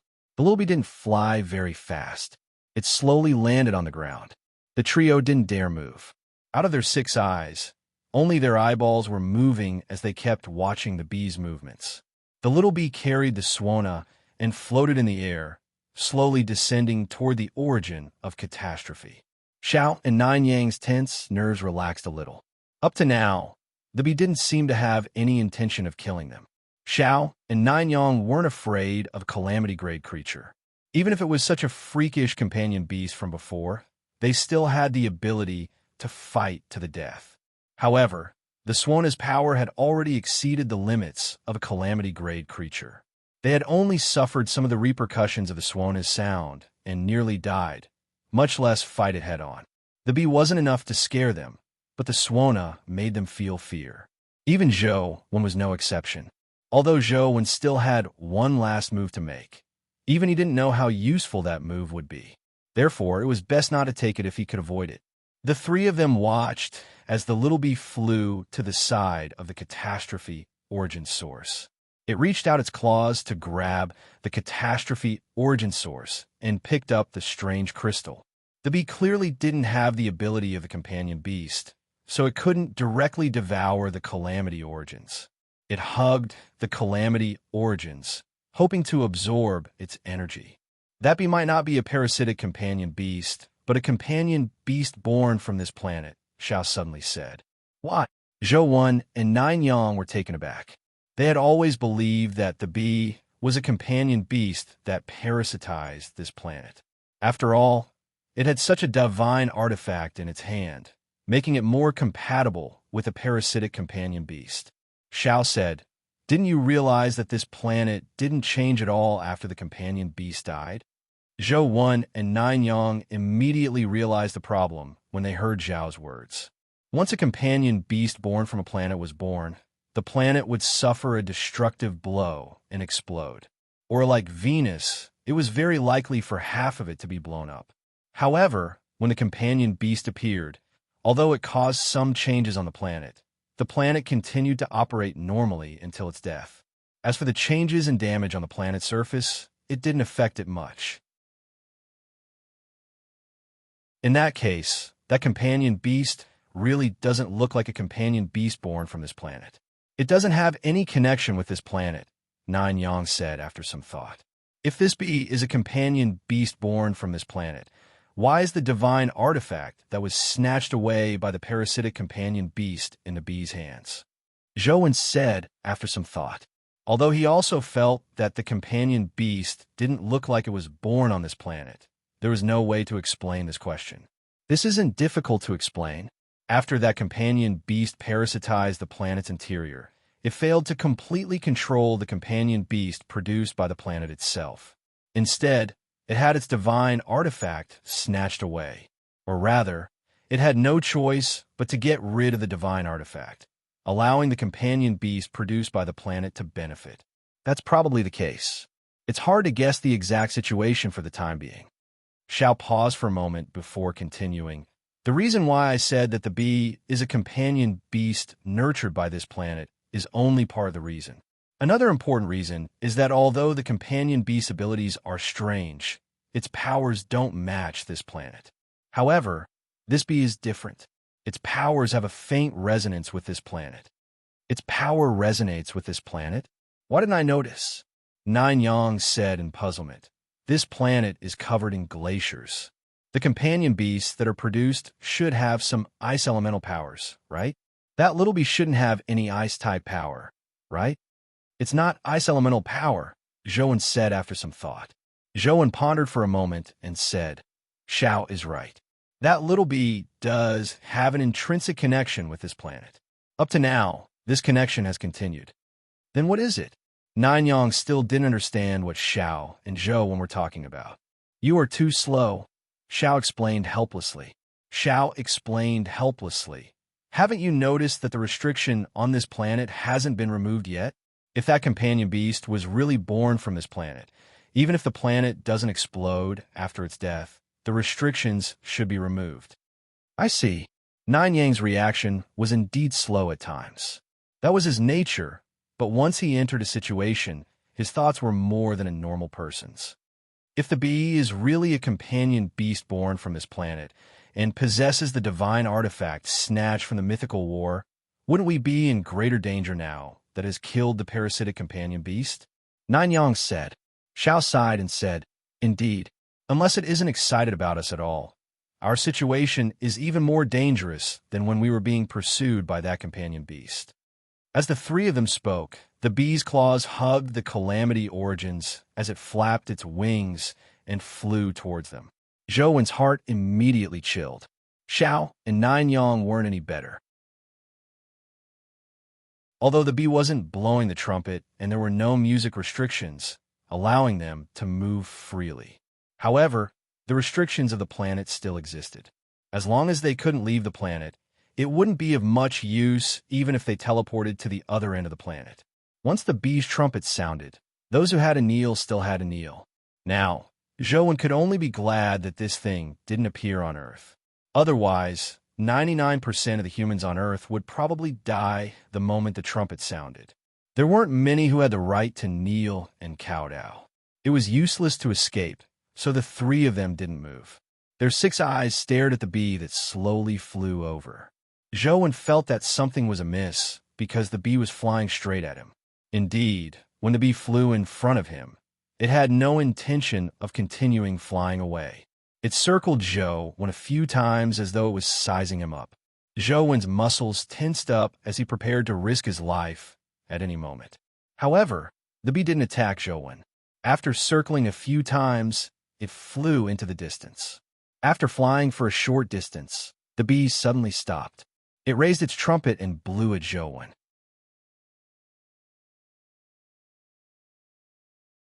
Chapter 1654. Zhouwen was immediately frightened out of his wits. As he retreated with all his might, he ordered the golden harp to gather the power of hundreds of thousands of musical note sprites in a bid to resist the bee's swana. However, Zhouwen knew very well that even the power of hundreds of thousands of musical note sprites and the golden harp was no match for the bee's swana. After all, it was a power that could easily kill a heaven-level creature. Zhouwen already had the resolve to kneel, so he could only place his hopes on the sigh of the king. However, the moment the swana sounded, Zhouwen was taken aback. This was because the music produced by the bee was somewhat different from the tune he had heard before. If the song Zhouwen had previously heard was the summoning of death, filled with sorrow that made one weep, then the song he was hearing now didn't feel sad at all. It even made him feel joyful. It was unbelievable that two extremes of music, one sad and one happy, were performed by the same instrument. Furthermore, Zhouwen didn't feel the urge to commit suicide from the bee's instrument. Although the essence energy in his body stirred with the music, it wasn't the kind of explosive agitation. Instead, it was an indescribable impulse. His essence energy became abnormally active, but this activity didn't cause any harm to Zhouwen's body. The only thing was that Zhou Wen's body was similarly restrained amidst this music. Not to mention teleporting, even moving became extremely difficult. Thankfully, Zhou Wen didn't feel the force pulling him to his knees. However, on second thought, he felt that this was even worse. If he knelt, he might be able to trigger the sigh of the king. Now, that he didn't need to kneel, didn't that mean he couldn't even trigger the sigh of the king? He couldn't even use his final trump card. Just as Zhou Wen was thinking, he saw the bee slowly turn around and fly in a certain direction as it played the suona. Xiao, Nanyang, and Zhou Wen were delighted. If the bee didn't plan on killing them and just left, they would be able to keep their lives. However, to their surprise, when the bee turned around and flew away, their bodies were out of their control as they flew in the direction of the bee's flight. The golden harp led hundreds of thousands of musical note sprites to play in unison, but it didn't affect the tune produced by the bee. After all, it was completely different from the tune from before. Zhou Wen had never heard it before, so it was too late to learn it now. What does it want? Zhou Wen was alarmed and puzzled. He didn't know if it was a blessing or a curse. If the little bee really wanted to kill them, she could have just played the song of death. There seemed to be no need to do this. But if the little bee didn't want to kill them and just let them go, why did she blow such a strange song? The three of them were forced to follow the little bee. Because of the power of the music, they could only walk on the ground, unable to fly. The planet had just gone through a great battle, and there were glaciers and rock ruins everywhere. They could not change their direction as they walked forward. From time to time, they would bump into ice and rocks, and even fall off cliffs. It was a very embarrassing situation. Fortunately, the three of them were physically strong, so they were only in a sorry state and did not suffer any serious injuries. Say, where do you think this little bee is taking us? Don't tell me it wants to bring us to its nest and make us into food reserves? Nanyang said with an odd expression. Zhou Wen thought for a moment and felt that Nanyang's words sounded unreliable, but on careful thought, it did make sense. The little bee wasn't that companion beast. It didn't have a powerful devouring ability. It couldn't even devour and digest the calamity origins of the companion beast, much less devour the three of them. It made sense to bring them back as food reserves. Since that holy god of yours is so powerful, didn't he leave any backup plans for you before you came? Zhou Wen asked. If he had any means, we would have used them long ago. Will we have waited until now? Xiao curled her lips and said, however, I don't think this little bee has any ill intentions towards us. At the very least, it doesn't have any ill intentions towards Nanyang and me. Zhou Wen was even more depressed when he heard that. Xiao was right. The little bee seemed to be targeting Zhou Wen from the beginning. Xiao and Nanyang were only affected. Zhou Wen, is there something special on you that attracted that little bee? Xiao asked Zhou Wen. If I really have something on me that it likes, do you think it won't come to snatch it? Zhou Wen said unhappily. Xiao thought for a moment and felt that Zhou Wen was right. If the little bee really took a fancy to something on Zhou Wen, it could just kill him to snatch it.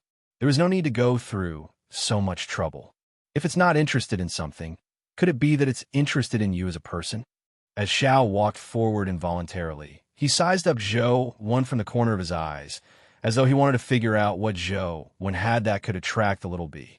When Nanyang heard Zhao's words, he seemed to be enlightened as he said, if the little bee is really a companion beast born from this planet, then the planet's energy was originally provided to it. Now, at least half of it has been sucked away by that companion beast, preventing it from fully evolving. Now, has it chosen Zhou Wen and wants to use Zhou Wen's body to parasitize him? The color in Zhou Wen's face immediately drained when he heard that. What Nanyang said seemed to make sense. Imagining the little bee burrowing into his body and slowly gnawing away at his organs, Zhou Wen couldn't help but shiver. No way. In terms of physical levels, you're much stronger than me. Even if it wants to parasitize someone, it should be parasitizing your bodies. It shouldn't be my turn, Zhou Wen said. That might not be the case. Perhaps the little bee likes a talented host like you, Xiao said. Talented my ass. I'm just an ordinary person. Zhou Wen hurriedly said. Ordinary? Nanyang and Xiao looked at him sideways. They didn't think so. Zhou domain power clearly hadn't reached the perfect level of a heaven realm. It wasn't even comparable to a hell realm domain, but his domain power was able to fight against a heaven realm expert. Furthermore, he had multiple domains. What was even more terrifying was that there were no guardian or other creature's genes on him. It was as though he was a calamity that had advanced from a pure-blooded human. If such a person was still called an ordinary person, then they really didn't know what kind of person in this world was an ordinary. As the three of them spoke, the little bee had already flown into a glacier rift. The three of them couldn't help but fall. Bam! Bam! Bam! The three of them fell to the bottom of the rift, smashing open 3 holes in the ice. When they crawled out of the ice holes, they realized that the little bee had stopped playing and was looking at an ice cave. Zhou traced the little bee's gaze, and when he saw the scene of the ice cave, his eyes widened and his mouth gaped. He nearly cried out.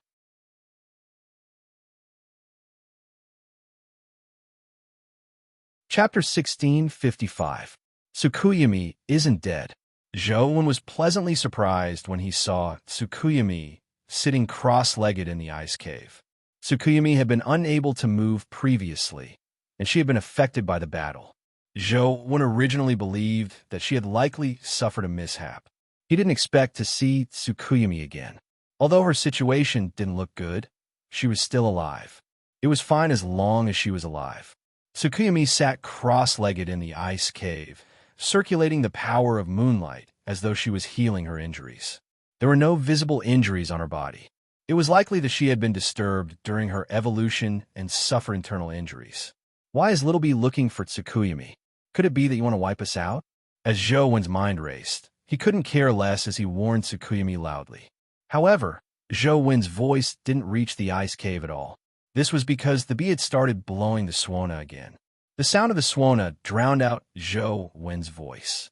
Ignoring Tsukuyami, who was far away in the ice cave, even Xiao and Nine Yang, who were nearby, couldn't hear what he was shouting.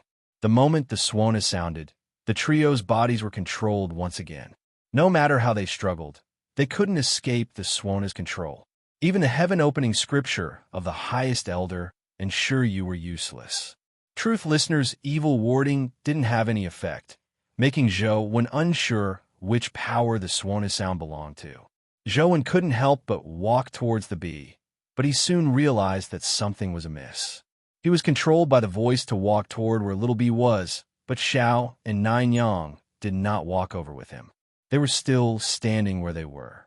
Zhou could even see Xiao and Nine Yang trying their best to move their bodies, but they couldn't move at all. They stood rooted to the ground as though they had been nailed to the spot. It's over. Could it be as Nine Yang said? This wasp wants to use me as a parasitic target? A chill ran down Zhou's spine. His mind raced as he thought about how he could make a final attempt to escape the bee's control. However, he saw Tsukuyami, who was in the ice cave, be forced out. Tsukuyami clearly saw Zhou as well. She opened her mouth as though she was saying something to him. But due to the sound of the swana, Zhou couldn't hear what she was saying even though they weren't far apart. However, from the looks of it, she seemed rather flustered. She probably didn't know what had happened. Now, Zhou regretted not learning how to read lips. If he knew how to read lips, he would at least know what Tsukuyami was saying and wouldn't be in such a rush. Thankfully, the two of them were walking towards the bee. As the distance between them shortened, Zhou could roughly hear Tsukuyami's words when they were less than 100 meters away. What happened here? Tsukuyami asked in panic. It's a long story. Zhou said with a bitter smile. Too many things had happened in between. It was impossible to explain them in a short period of time. Ignore that for now. Let's give it a try and see if there's any way to escape the swana's control. Zhou could only hope that Tsukuyami had a way to escape the swana's voice. Tsukuyami was likely at the hell stage before this. After absorbing the power of the moon essence basin, if nothing unexpected happened, she should be at the heaven stage. He didn't know what her situation was or if she had advanced perfectly. If she was already at the heaven stage, there might be a way. I've already tried. It doesn't work. That sound is too strange.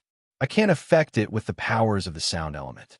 Similarly, I can't affect it with the powers of space, Tsukuyumi said with a shake of her head.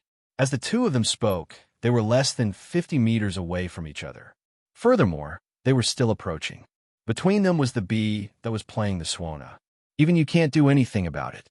Then we can only leave it to fate. I hope that the bee doesn't want our lives, Zhouwen said with a sigh. If he really had to be parasitized by the bee, Zhouwen could only accept it. He only hoped that the bee wouldn't suck him dry after parasitizing him. That way, he wouldn't have the time to think of a solution. If it really didn't work, Zhouwen would make a trip to Chess Mountain. He would rather sign an unfair treaty with the Arch than be parasitized by the bee and have his blood sucked dry. However, the bee's current actions still puzzled Zhouwen. If the bee really wanted to parasitize someone, it should only be able to parasitize one person. Then, why did it bring both Zhouwen and Tsukuyumi over? Could it be that this fellow wants to choose a host like how ancient emperors chose concubines? Is he going to gather the beauties together to compare their height? Zhouwen thought for a long time, but he couldn't figure out what the bee was up to. At that moment, the two of them had already walked very close to the bee. When the distance between Zhouwen and Tsukuyumi was only 1 or 2 steps, the two of them finally stopped and stood facing each other. The bee's music also stopped, but Zhouwen realized that his body was still being controlled, making it difficult for him to move freely. What happened here? Tsukuyumi asked Zhouwen with a heavy expression. Sigh. I also want to know what happened, Zhouwen said with a sigh. Zhouwen said with a sigh. Although he had watched the bee's birth, he really didn't know what it was up to. Just as Tsukuyumi was about to say something, she heard an earth-shattering Swana sound. The little bee was right above their heads, too close to them. This time, the sound of the Swana was louder than any of the previous ones. It was as if it was blowing directly into their souls, causing them to tremble. Thankfully, although the sound was a little terrifying, it didn't seem to have any practical effects.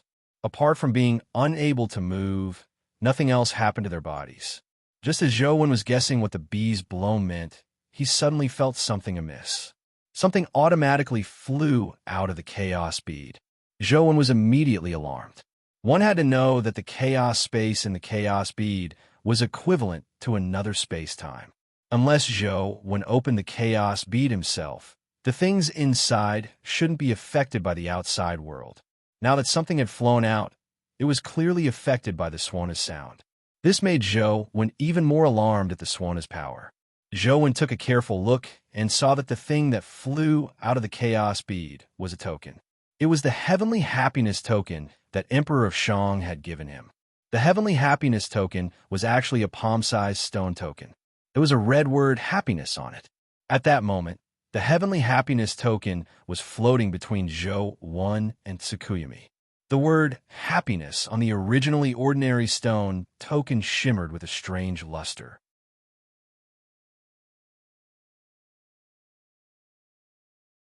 Chapter 1656.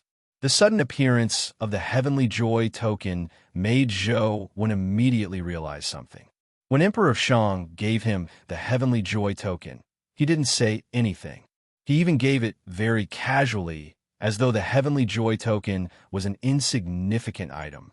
However, ever since Zhouwen obtained the Heavenly Joy token, the things that had happened around it made Zhouwen vaguely understand that this Heavenly Joy token was definitely very important. Just the characteristic of allowing a calamity creature to stay on Earth was extremely terrifying. On Earth, other than humans, all creatures will be forced to leave Earth and head to the universe once they advance to the calamity stage. Even if they manage to stay, they would definitely be suppressed by the rules or seal themselves, weakening their strength to the level of a calamity before they could stay on Earth. The most direct example was the antelope. Such a strong fellow like the antelope was definitely a calamity grade super, and it was not an ordinary calamity grade either. However, its cultivation had always been sealed. Even when it was heavily injured, it did not dare release its strength casually. With humanity's current standards, if a calamity creature could stay on Earth, there would be no way for humans to survive. Earth would have long been ruled by mutated creatures. Now, the Heavenly Joy token was dazzling. Rays of light swirled as a joyous aura rose. It was like a red lantern hanging above Zhou Wen and Tsukuyami. Beep, beep. On the other side, Little Bee was still mustering all her strength as she kept blowing the Swana. As the Swana music played, the glow on the heavenly joy token intensified. Zhou Wen and Tsukuyami couldn't help but turn in the direction of the heavenly joy token. Xiao, why do I find the scene a little familiar?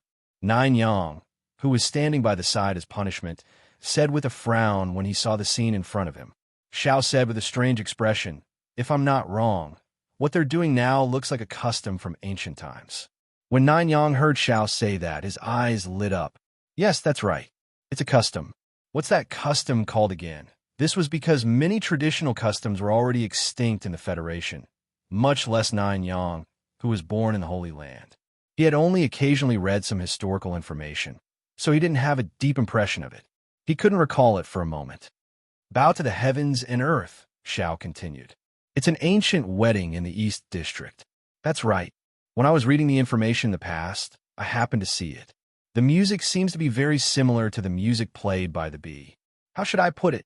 It's festive. Nine Yang's expression turned odd. But this is just too strange. A companion beast born on a distant planet actually knows how to bow to the heavens and earth. This is just too bizarre. What is it trying to do? Is this really bowing to heaven and earth? I think it shouldn't be wrong. Xiao looked at Zhou Wen and Tsukuyami, his thoughts a mystery. If I remember correctly, there are 3 steps to bowing to the heavens and earth. First, you bow to the heavens and earth, then you bow to your ancestors, and finally, you bow to your husband and wife. After that, you enter the bridal chamber to be considered a true husband and wife. Just as Nine Yang was speaking, he heard the sound of the little bee's swana suddenly become resounding and profound. The entire swana was lifted up and blown into the void, as if it was paying respects to something. With the sound of the swana, Zhou Wen and Tsukuyami involuntarily knelt towards the heavenly joy token and slowly bowed. Zhou Wen and Tsukuyami naturally heard the conversation between Xiao and Nine Yang. Zhou Wen didn't find it strange at all. The heavenly joy token was an item that controlled marriage. Since it had appeared, Zhou Wen wouldn't believe that this matter had nothing to do with marriage. Zhou Wen didn't have any feelings about bowing to the heavens and earth. Even if he really bowed to the heavens and Tsukuyami and got married because of the heavenly joy token, it didn't mean anything. Ignoring the fact that the two of them were forced, even if they weren't forced, it wasn't difficult for modern people to divorce. Zhou Wen was worried about why the bee was doing this. What benefits would his marriage with Tsukuyami bring to the bee? Wait, could it be? Zhou Wen thought of a possibility and felt his scalp tingle. The ability of something like the heavenly joy token was very likely more than just a formality. Otherwise, it would be too useless for such a divine artifact to only be used for a wedding. If the heavenly joy token had a more specific use, it was very likely that it would allow Zhou Wen and Tsukuyami to consummate their marriage. It was even possible for them to directly conceive a child. Thinking back to his previous guess that the bee wanted to parasitize him, Zhou Wen's back was already covered in cold sweat. He increasingly felt that it was very likely that the bee wanted to parasitize their future embryos. Typically, humans and dimensional creatures definitely had reproductive isolation, but something like the heavenly joy token was extremely odd. It might produce a special effect that broke through such restrictions. The more Zhou Wen thought about it, the more terrifying he felt. He tried his best not to kneel, but his body involuntarily sank. He couldn't stop it at all. All he could do was delay it a little. On the other side, Tsukuyami was also struggling with all her might, but it similarly didn't have much effect. No matter what it wants to do, I won't let anything you don't like happen, Tsukuyami suddenly said. Her tone was somewhat odd, as though she was determined. Zhou Wen and Tsukuyami knelt down side by side. Upon hearing her voice, he could only use the corner of his eye to look at Tsukuyami. He saw that her expression was resolute and that a strange force was being nurtured in her body. You have a solution? Zhou Wen was delighted. Since Tsukuyami still had strength, she might be able to escape her current predicament. Yes. Tsukuyumi nodded. Then hurry up and use it. I can't hold on any longer. If you don't use it, I'll really kneel down. Joan was overjoyed when he heard that as he hurriedly urged Tsukuyumi. Don't worry. I've said it before. No one can force you to do something you don't like in front of me. Tsukuyumi said as the power in her body intensified. As Tsukuyumi spoke, the power in her body intensified. Her entire body was like a volcano that was about to erupt. Joan suddenly felt that something was amiss. He realized that blood was beginning to seep out of Tsukuyumi's eyes, ears, mouth, and nose. The power in her body was swelling as though she was about to explode. What are you trying to do? Joan hurriedly asked.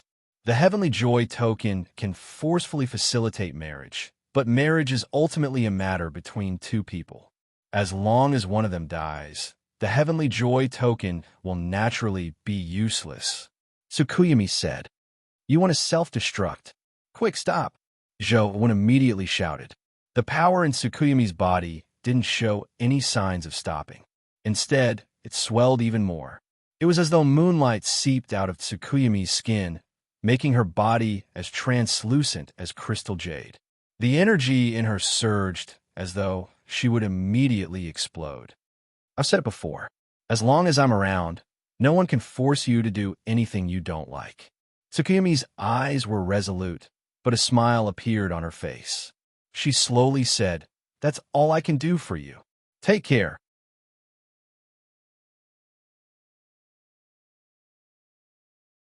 Chapter 16:57. Moon Goddess's eyes were firm, determined, and stubborn, but deep in her eyes, there were complicated emotions such as sadness, desolation, relief, reluctance, pain, and so on.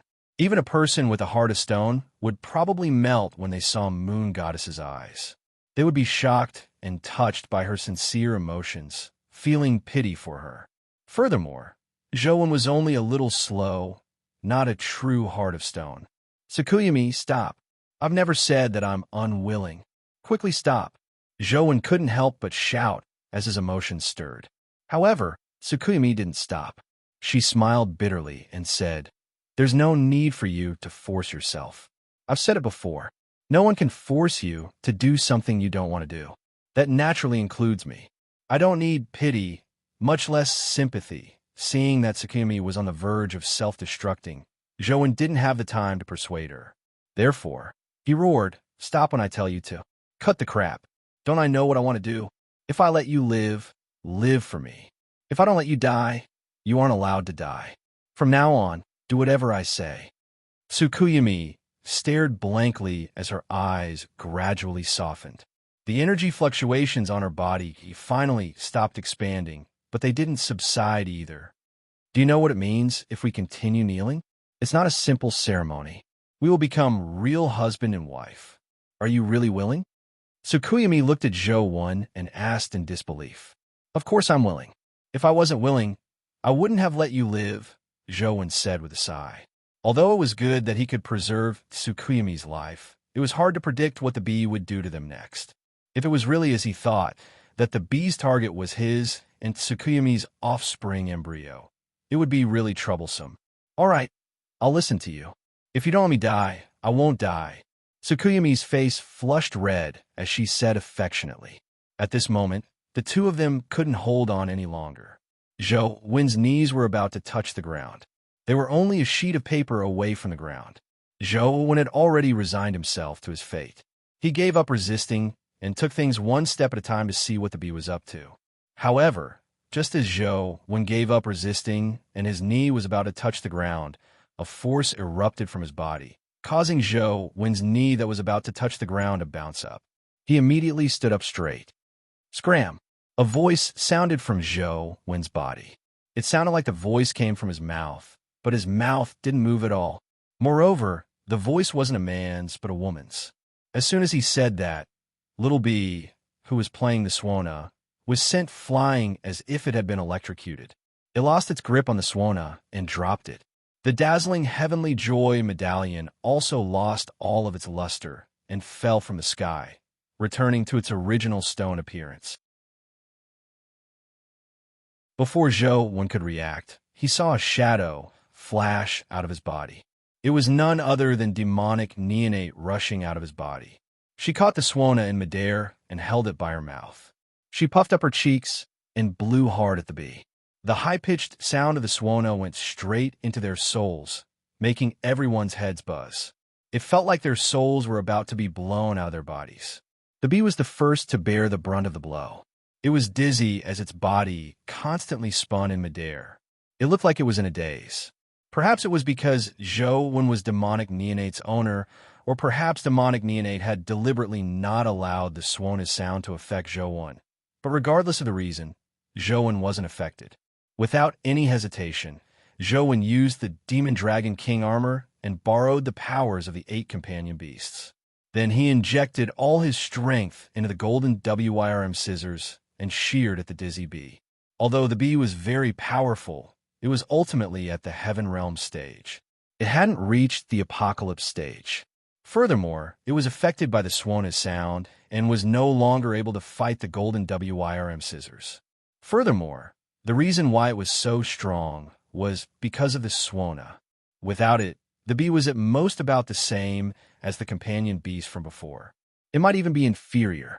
Seeing that the bee was at a dead end, it suddenly flapped its wings with all its might and transformed into a stream of light to escape, hoping to make a final struggle. Zhou chased after it with the golden WYRM scissors in hand. At this moment, he naturally couldn't let the bee off. However, to his surprise, the little bee's figure flashed and landed on Tsukuyumi. It hid behind her as though it was afraid and stole a glance at demonic neonate. Then, it stabbed into Tsukuyumi's neck and transformed into a companion beast tattoo. Zhou looked at Tsukuyumi in a daze. Tsukuyumi's gentle and bashful expression gradually turned awkward. As though realizing something, Tsukuyumi's expression instantly turned pleasantly surprised. Zhou, you're just too impressive. This companion beast is afraid of you. It automatically contracted with me and became my companion beast. As expected of Tsukuyumi's husband, Zhou looked at Tsukuyumi without a word. However, Nanyang walked over and patted Zhou on the shoulder. Zhou, it's worth it to have a woman spend so much effort to lie to you. Xiao, he didn't say a word as he gave Tsukuyumi a thumbs up. We'll be leaving first. With that said, Xiao extended his hand and pulled Nanyang.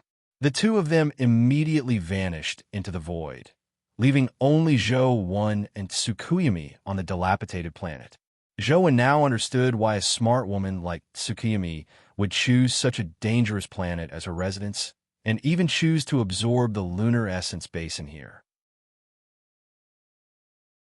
Zhou hadn't thought about it in detail previously, but now that he thought about it carefully, he immediately felt that there was something fishy going on. Coupled with the fact that the bee had become Tsukuyumi's companion beast at a life-and-death juncture, he was now certain that Tsukuyumi had long known about this planet. She had even begun making arrangements. It was definitely not a coincidence that she chose to live here and absorb the lunar essence basin. Their eyes met, and the atmosphere was somewhat strange. Ahem, Zhou, listen to my explanation. Tsukuyumi looked into Zhou eyes as her face flushed red. There's no need to explain. It's good that you're fine. I should return. Zhou didn't feel angry. Tsukuyumi didn't want to harm him. Even if he really bowed to heaven and earth in the end, there wouldn't be the danger he imagined. Demonic neonate flew back to Zhou sighed with the Suona in hand and transformed back into a tattoo. Even the Suona vanished.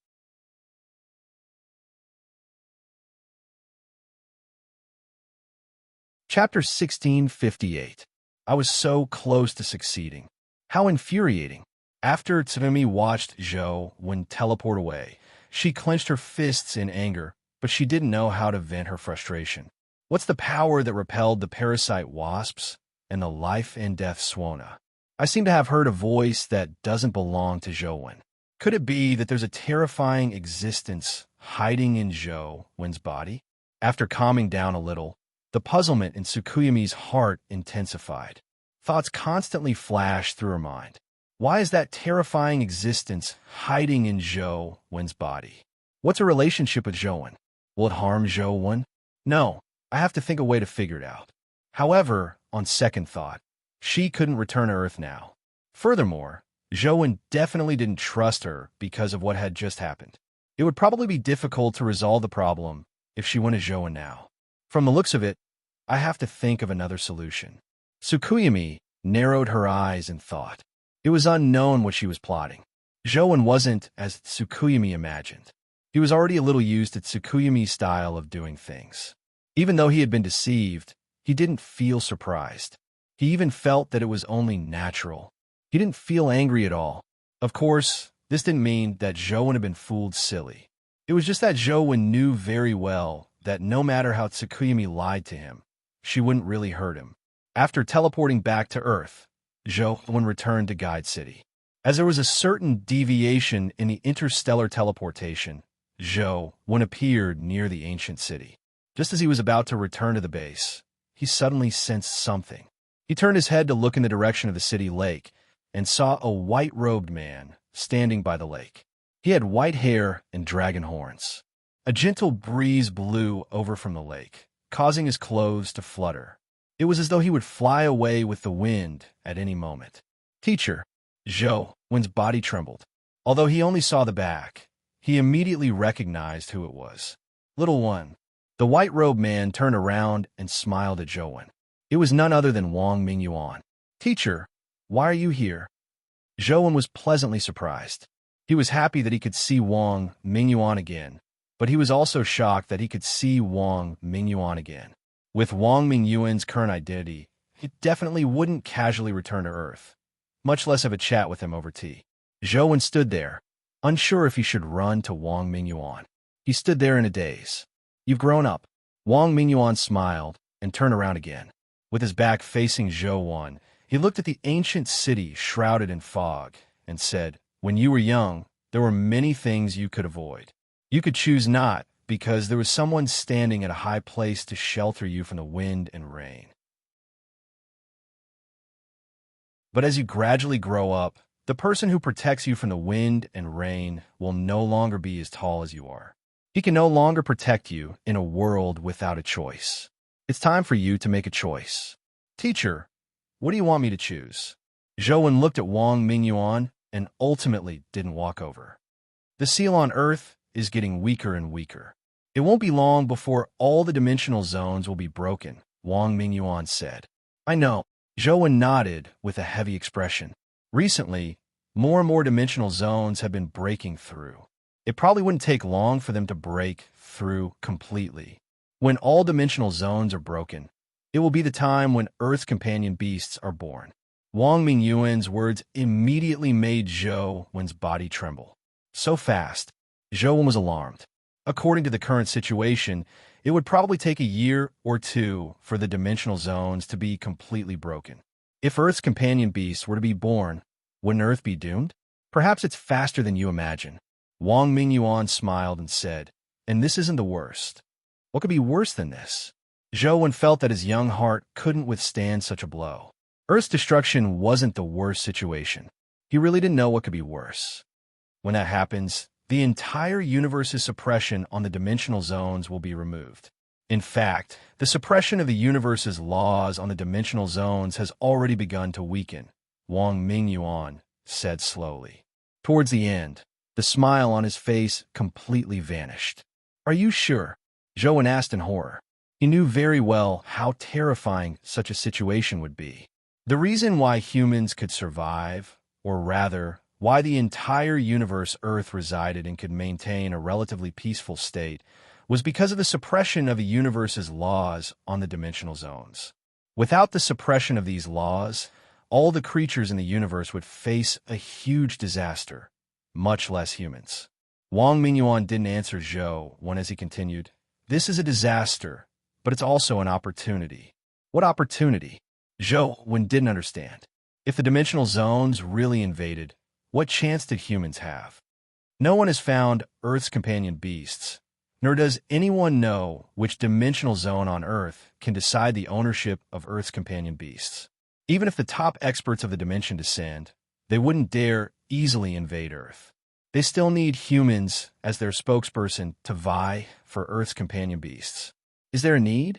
If the dimensional apocalyptic experts can really descend to Earth in their entirety, they have the ability to open up all the dimensional zones. Why go through so much trouble? Zhou frowned. They want to do that too, but unfortunately, they don't dare. They don't dare? Yes, they don't dare. Even an apocalyptic expert would be afraid. What are they afraid of? What's on Earth that makes them afraid? Zhou was alarmed and puzzled. He had a vague feeling that this might be the key to everything. I don't know what's on Earth that makes him afraid. However, the former strongest expert of the dimension charged into Earth with supreme might and nearly shattered it. However, he ultimately failed to come out and vanish from the face of the Earth, Wang Mingyuan said. Is it the ship with the symbol of a woman's head? Zhou immediately thought of the woman's head and the anchor. Wang Mingyuan nodded. Therefore, even if the suppression of the universe's laws vanish, the dimension won't fully invade Earth in the near future. They need some spokespeople to help them figure out what's on Earth. After a pause, Wang Mingyuan added, there are many races in the dimension now, but there are a total of 7 truly powerful races. You shouldn't be too unfamiliar with them. The 6 holy temples represent the 6 powerful races of the dimension. However, the strongest race in the dimension isn't these 6 races, but the immortals. Zhou did the math and realized that he wasn't unfamiliar with them at all. He had interacted with the Holy Land quite a number of times and had grudges with the immortals. In that case, he had offended all 7 of the strongest races in the dimension. In the future, when the dimension fully descended, he felt that his living environment would become abnormally harsh. Since the immortals are so powerful, why didn't they establish a holy temple in the Holy Land? Zhou was somewhat puzzled about this. Back then, the strongest expert of the dimension that descended on Earth came from the immortals. Back then, all races submitted to the immortals. Even if the 6 holy tribes joined forces, they could only submit to the immortals. Unfortunately, the immortal who made all races submit vanished from Earth. Wang Mingyuan said slowly.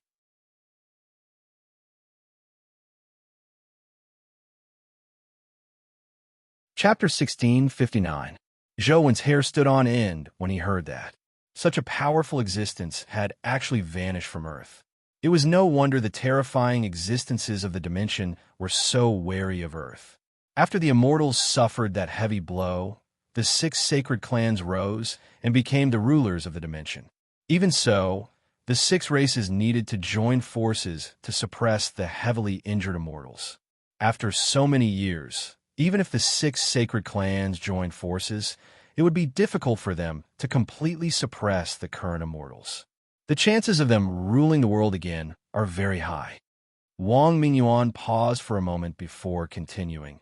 The descent of the dimension is inevitable. The various races will find their spokesperson on Earth. The immortals hope that you can become their spokesperson. If you agree, the matter of perfect sword immortal and berserk sword immortal can be written off. If I become the spokesperson of the immortals, wouldn't it be equivalent to helping the immortals destroy Earth? Zhou said after some thought. Wang Mingyuan said with a smile, that will depend on your heart. Zhou looked at Wang Mingyuan in a daze, not understanding what he meant. Wang Mingyuan didn't explain as he took out an item and threw it at Zhou. Zhou caught it and saw that it was a ring that resembled ice crystal jade. You have already reached the age where you can make your own choice. Take your time to consider it. If you are willing to become the spokesperson of the immortals, crush that ring. As Wang Mingyuan spoke, his figure began to gradually become illusory, as if he was about to become transparent. Teacher, if it were you, what would you choose? Zhou asked. My path might not be suitable for you. As Wang Mingyuan spoke, he finally turned around. His transparent body floated in midair as he looked at Zhou with a gentle gaze. Some people choose to walk towards heaven, while others choose to walk towards hell. Regardless of where you go, you just need to follow your heart. If one day you walk towards hell, don't be afraid and don't hesitate. Reach out your hand, and there will be a hand waiting for you within your reach. Wang Mingyuan's body disappeared completely as soon as he finished his last word. Zhou Wen looked at the spot where Wang Mingyuan had vanished and didn't move for a long time. In an era when all the gods are about to descend into the mortal world, what's the difference between walking towards heaven and hell? After a long while, Zhou Wen sighed and put away the ring. After returning to Guide City, the situation wasn't good. Li Xian, Qin Zhen, Feng Qiuyan, Ming Xiu, and company were busy fighting everywhere to maintain the base's safety. Recently, more and more breakout creatures had rushed out from the dimensional zones near Guide City. If Li Xian and company weren't top experts among humans, the base would have long been razed to the ground. Even with so many experts gathered in Guide City, there were still casualties among the ordinary citizens. Although the numbers weren't high, it was enough to make people wary. Old Zhou, you're finally back. We have to find a dimensional zone to build a city as soon as possible. There's no way to defend this crappy place, Li Xian said gloomily when he saw Zhou Wen. Zhou Wen saw that Li Xian wasn't in good spirits. His eyes were bloodshot. Even Li Xian, who had an almost undying body, looked so exhausted. The others definitely had it worse. It was time to find a dimensional zone to build a city. Is Xia Xinhua still here? Zhou Wen knew that it would be difficult to find a suitable dimensional zone to build a city in a short period of time. If push came to shove, he could only cooperate with the Xia family first. She's always here and has helped us quite a bit. Recently, breakout creatures have appeared too frequently. We really don't have enough manpower. Xia Xinhua and the Xia family have also contributed a lot, Li Xian said. Then I'll go meet her. Upon hearing Li Xian's words, Zhou Wen knew that Li Xian had tacitly agreed to cooperate with the Xia family. The Xia family was quite sincere. Recently, breakout creatures had appeared frequently. Many of the families that were originally watching had already evacuated Guide City. Xia Xinhua was still able to lead people to protect the base. The Xia family's sincerity was indeed sufficient. By the way, Sis Yuji is here. She has been of great help to us recently, Li Xian hurriedly mentioned when he saw that Zhou Wen was about to leave. Why is she here? Apart from her, who else from the Zhang family came? Zhou Wen was slightly taken aback. Others didn't know Zhang Yuji's background, but Zhou Wen knew it very well. The entire Zhang family treated Zhang Yuji like a treasure, afraid that anything would happen to her. Ignoring the fact that Guide City was a dangerous place, even in the Zhang family's dimensional zone, Zhang Yuji would have many people protecting her. It was truly beyond Zhou Wen's expectations that the Zhang family would let Zhang Yuji come to Guide City. There's also Zhang Xiao and Team White Crane. From what Sis Yuji said, it seems like the Zhang family is also interested in investing in us. Li Xian's tone suddenly turned ambiguous as he lowered his voice and said, However, I don't know if it's the Zhang family who is interested in us or if it's Sis Yuji who is interested in someone. What are you talking about? Zhou Wen glared at him in annoyance. With Sis Yuji's importance to the Zhang family, if the Zhang family isn't plotting something, why would they let her come here? Even if Sis Yuji agrees, the Zhang family wouldn't let her come. That might be what they want. Speaking of which, you aren't young anymore. Although Sis Yuji is a little older than us, she's definitely not old. A young and mature woman isn't bad either. Consider it, Li Xian said with a smile. You still have time to think about this. From the looks of it, there's no rush to build the city, Zhou Wen said indifferently. Don't. It's best you quickly find a dimensional zone to build the city. If this continues, even if I can hold on, the others will collapse, Li Xian hurriedly said. Where are Xia Xinhua and Sis Yuji now? Zhou Wen asked after some thought. They're all at Fuyue District. We just wiped out a wave of dimensional creatures last night. They're probably resting now. Xia Xinhua and the Xia family live in Block 9. Sis Yuji and Zhang Xiao live in Block 10. Li Xian told Zhou Wen the detailed address. Why did you arrange for them to be so close? Zhou Wen frowned slightly. Li Xian said helplessly, I didn't arrange it. They requested it themselves. The Xia family and the Zhang family have a good relationship. They said that by living close, she can take care of them. Zhou Wen didn't say anything else. After bidding Li Xian farewell, He headed in the direction of Fuyue District and soon arrived. After some hesitation, Zhou walked towards Block 9. He wanted to discuss dimensional zones with Xia Xianwei. Zhou, just as he was about to reach Block 9, he heard someone call his name. He turned his head and saw Zhang Yuji standing at the entrance of Block 10, waving at him. Zhou, are you here for me? Zhou was about to turn around and walk over when he realized that Xia Xianwei had walked out of Block 9 at some point in time. She smiled and greeted him.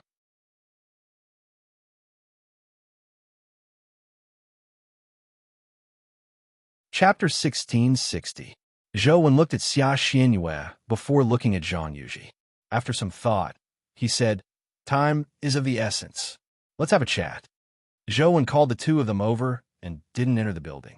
Instead, he sat down in the garden pavilion in the estate. With the Xia and Zhang families guarding outside, he wasn't afraid of anyone disturbing him. "Miss Xia, you previously said that there's a suitable dimensional zone to build a city. I have the intention to cooperate, but I have to see the exact situation of the dimensional zone before deciding if I want to cooperate. Don't worry, we can sign a contract first. As long as we use the dimensional zone you provide to build a city, we won't give you a single cent less," Zhou said straightforwardly. He knew that time was of the essence. In a year or two, the dimensional zones would be completely destroyed. When the time came, if they didn't have a dimensional zone as a refuge, the hundreds of thousands of people would probably die. What's the point of signing a contract with the Federation's current situation? Xia Xianwei smiled and continued. "Since I'm here, I naturally trust you. There's no need to sign any contract. I can take you there at any time." Just as Zhou was about to say something, Zhang Yuji interrupted and said, "Wait, little one. Why don't you ask me first if you want to find a dimensional zone to build a city?" Zhou was slightly taken aback. "Sis Yuji, what do you mean?" Zhang Yuji said, "In terms of geomancy, which family in this world can compare to our Zhang family? Not to mention finding a place to build a city. Even if you want to find a place to build a palace, I can help you find the best location."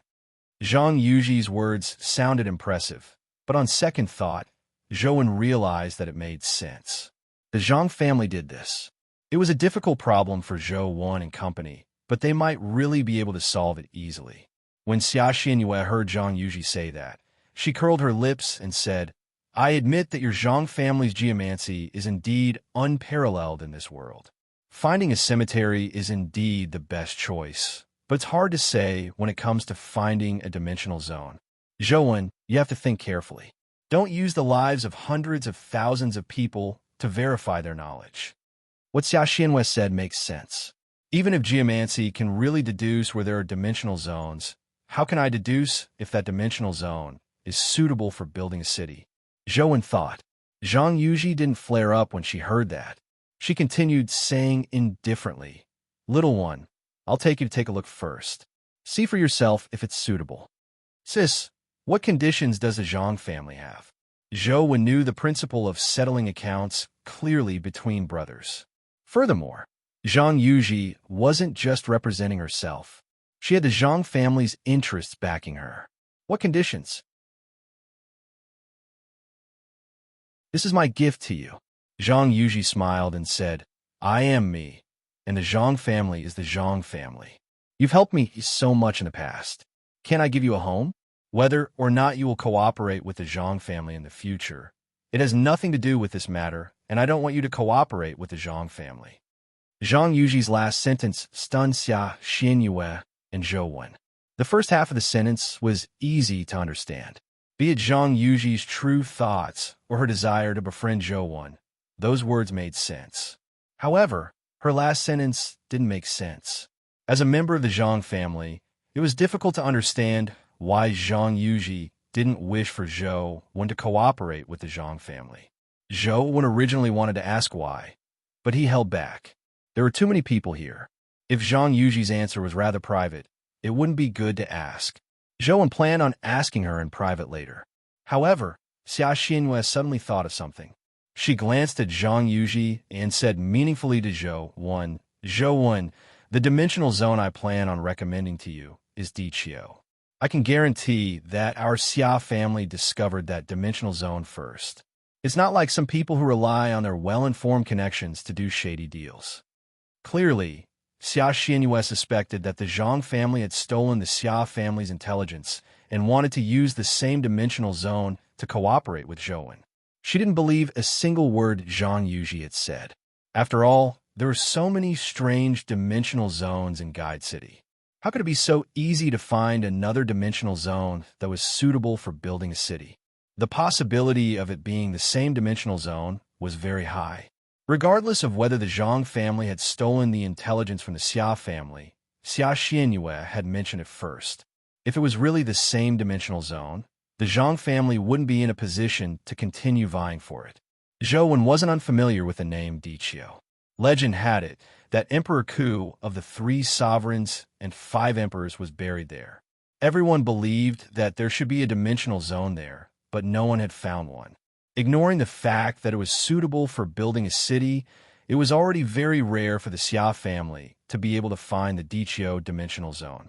Zhou looked at Zhang Yuji, wanting to know if the dimensional zone she mentioned was Diqiu. The corners of Zhang Yuji's mouth curled up slightly as she said disdainfully, "Some people like to measure the heart of a gentleman with a cautious heart.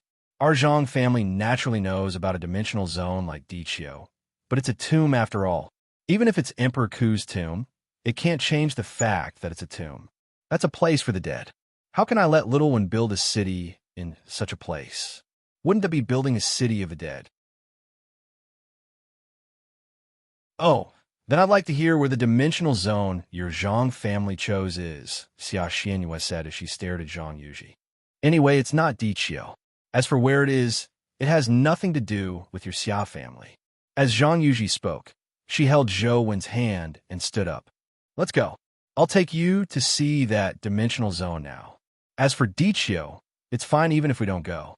Miss Xia, if we use Diqiu to build a city in the future, the Xia family will definitely have a share. Don't worry about that." Zhou explained to Xia Xianyue before he was pulled away by Zhang Yuji. After leaving the estate and arriving at an empty spot, Zhou asked Zhang Yuji, "Sis, where's the dimensional zone you mentioned?" "You'll know when we get there." Zhang Yuji blinked but didn't tell Zhou the answer. All she did was pull him forward. Zhang Xiao and the members of the White Crane team protected Zhang Yuji and didn't speak to Zhou. Even Zhang Xiao, who had always had a problem with Zhou, didn't argue with him this time. As they walked, Zhou felt that something was amiss. The path Zhang Yuji took him on was near Guide City. He had been to these places before, so he knew the dimensional zones here. There was no dimensional zone suitable for building a city. "Don't tell me the dimensional zone you mentioned is here?" When Zhang Yuji stopped, Zhou looked at the familiar ancient city and moat in front of him and asked with an odd expression, "That's right. It's Guide City's ancient city. You want to build a city. Now that the city is here, you can even save the money for building a city. Isn't I treating you very well?" Zhang Yuji said with a smile.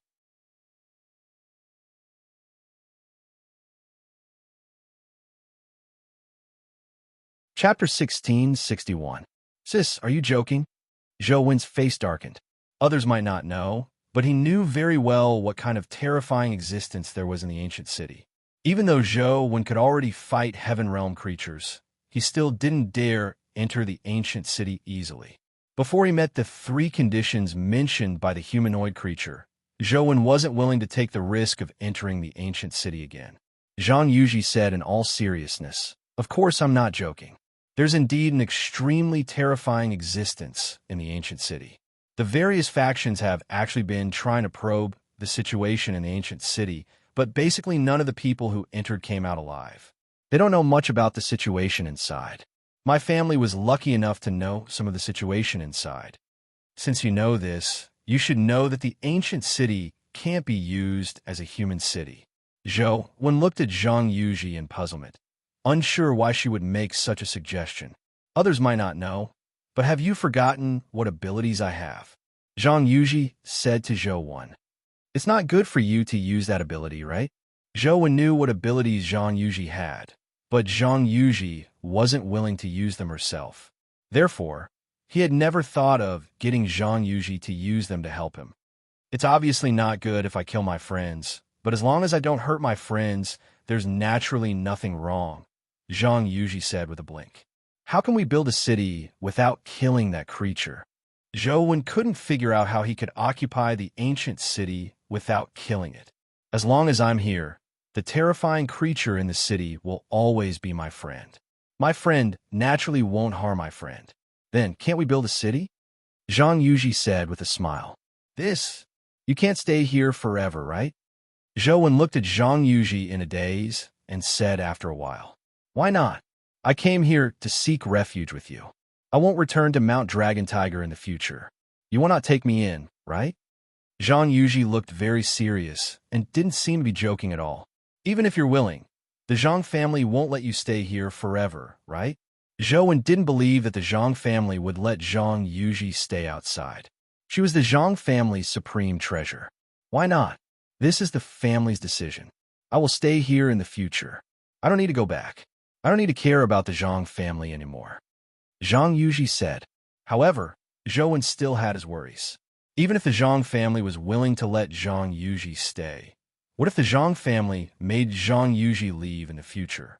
If Zhou Wen's men entered the ancient city, wouldn't they all be doomed once Zhang Yuji left?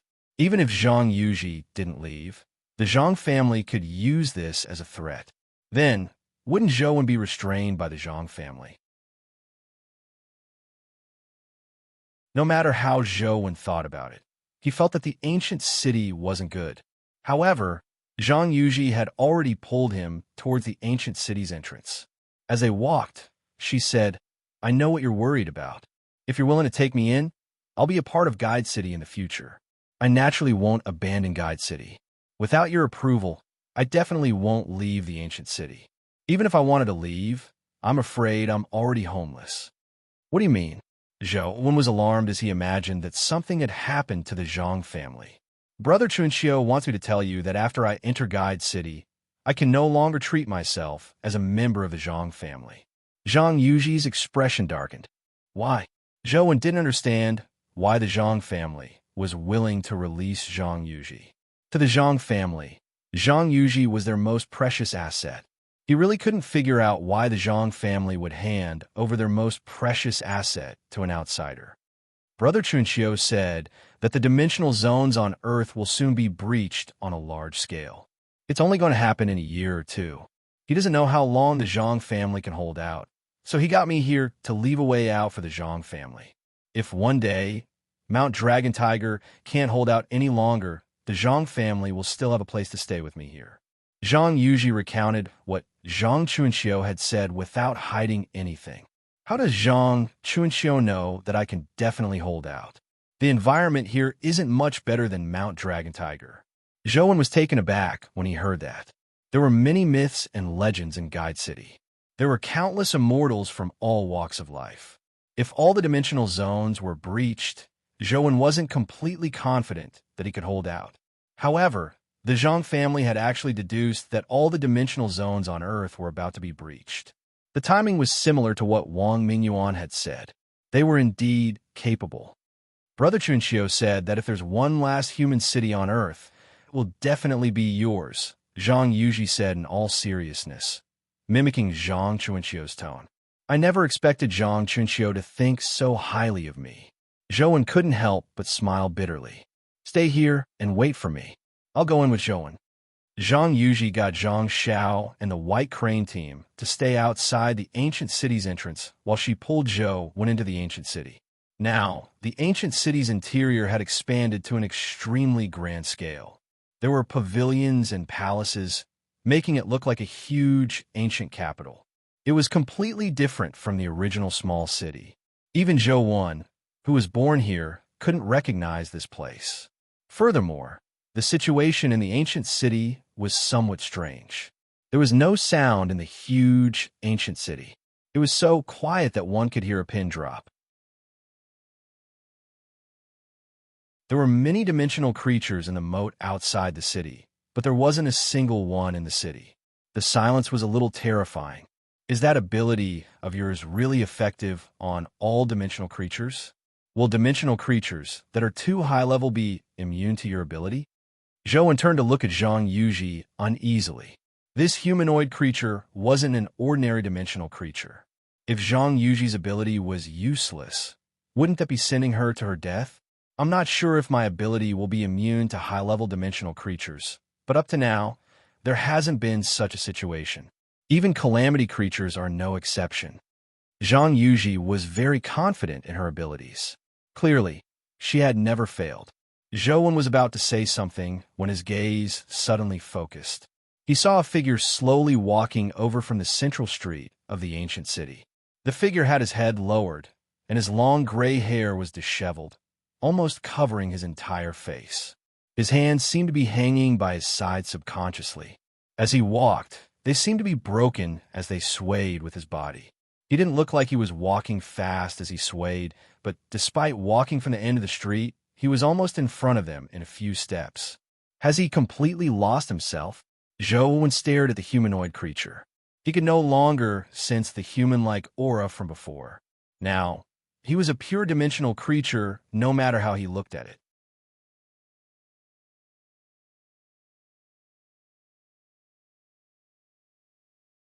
Chapter 1662. Zhou subconsciously protected Zhang Yuji behind him. At the same time, he put on the Dragon King armor and borrowed the power of the 8 companion beasts, prepared to fight the humanoid creature at any moment. Don't be nervous. He won't be our enemy, Zhang Yuji said gently as she pressed down on Zhou's shoulder. With that said, without waiting for Zhou to say a word, Zhang Yuji walked out from behind him and walked towards the humanoid monster. Are you sure it's okay? Zhou was still somewhat worried. He had a nagging feeling that if the invisible and intangible ability failed, it would be equivalent to sending him to his death. Zhang Yuji didn't answer. She just walked towards the humanoid monster. Her temperament seemed to have changed. The humanoid monster had clearly lost its human side and didn't remember Zhou. Its eyes shimmered with a sanguine glow, and even the hair that hung down in front of it couldn't hide the ferocious glint in its eyes. It was as though it would devour someone at any moment. The strength of his essence energy fluctuations was in no way weaker than the companion beast that had been killed by the Suona. Zhou still felt that it was too dangerous. He secretly summoned demonic neonate and got her to be prepared to attack at any moment. Although demonic neonate was only at the terror grade, her combat strength was in no way inferior to the top heavenly creatures. Furthermore, the Suona she had just snatched could blow a heavenly creature to death. She was extraordinarily strong. Come to me. Facing such a terrifying creature, Zhang Yuji spread her arms as though she was welcoming an old friend she hadn't seen in a long time. It left Zhou breaking out into a cold sweat. If Zhang Yuji got too close to the humanoid creature and an accident happened, Zhou might not be able to save her in time. Just as Zhou was hesitating about stopping Zhang Yuji, the humanoid creature had already walked in front of her. Zhang Yuji rushed over and hugged the humanoid creature. Zhou felt his scalp tingle as he looked at the humanoid creature with a ferocious glint in its eyes. He almost couldn't help but attack. Thankfully, he held back in the end. The humanoid creature was hugged by Zhang Yuji and didn't attack her. The ferocious glint in his eyes was revealed when he looked at Zhou. It's okay, I'm here. Zhang Yuji comforted the humanoid monster. That powerful and terrifying humanoid creature actually gradually became gentle, no longer as ferocious as before. Seeing that the humanoid creature slowly relaxed and quieted down, Zhang Yuji let go of him and stroked his hair with one hand. If he hadn't seen it with his own eyes, Zhou wouldn't have believed that there was such an unbelievable power in the world. Such a powerful and terrifying dimensional creature was like a child, using its head and face to rub against Zhang Yuji's palm. It's no wonder the Zhang family has always treated Zhang Yuji like a god, afraid that something would happen to her. Such an ability is practically a bug. The Zhang family has used Zhang Yuji to kill countless high-level dimensional creatures over the years. Their wealth is definitely much richer than I imagined, Zhou thought. Zhou was alarmed, but he never thought of using Zhang Yuji's strength to kill dimensional creatures. That was too cruel for Zhang Yuji. Although he didn't know what was going on with Zhang Yuji's ability, Zhou could tell that it wasn't a simple skill. Zhang Yuji had also invested her true feelings into it. She even trusted it unconditionally, treating dimensional creatures as existences that could live and die with her. This kind of devotion was perhaps the root of Zhang Yuji's ability. Under Zhang Yuji's consolation, the humanoid creature was already a lot more docile. However, when he looked at Zhou, he still revealed his ferocity from time to time, looking untamed. Don't approach him for the time being. I need more time to spend with him. After some time, he won't be as afraid of strangers as he is now, Zhang Yuji said to Zhou as she comforted the humanoid creature. Zhou's heart stirred as he looked at the humanoid creature and said, "Can you communicate with him? Can you ask him some questions?" The last time the humanoid creature spoke to him, he didn't speak clearly. Zhou really wanted to know what the 3 conditions the humanoid creature mentioned were. "Yes, but it will take some time. I haven't completely gained his trust," Zhang Yuji said. "Isn't that considered complete trust?"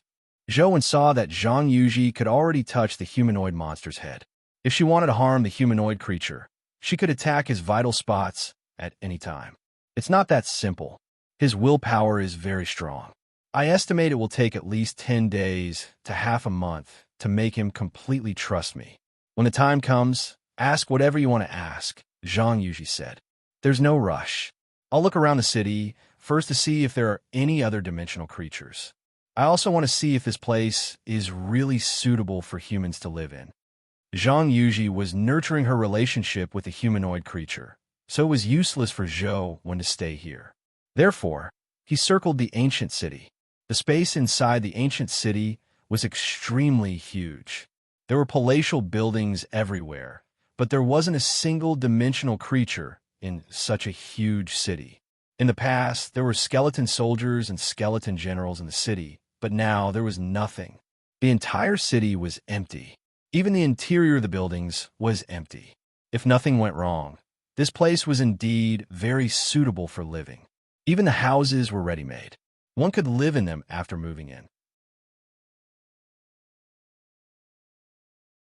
Zhou roughly estimated that the buildings in the city were more than enough for 1 million people to live in. There was also quite a lot of empty space in the city, making it pretty good for planting. Most importantly, there was a well in the ancient city. Zhou tasted it and found that the water in the well was sweet and clear. It could be drunk directly. It was different from the water in the moat, so there was no need to worry about the water source. As long as the 4 city gates were closed from the inside, the creatures outside would want to barge in. It was indeed a good place that was easy to defend and difficult to attack.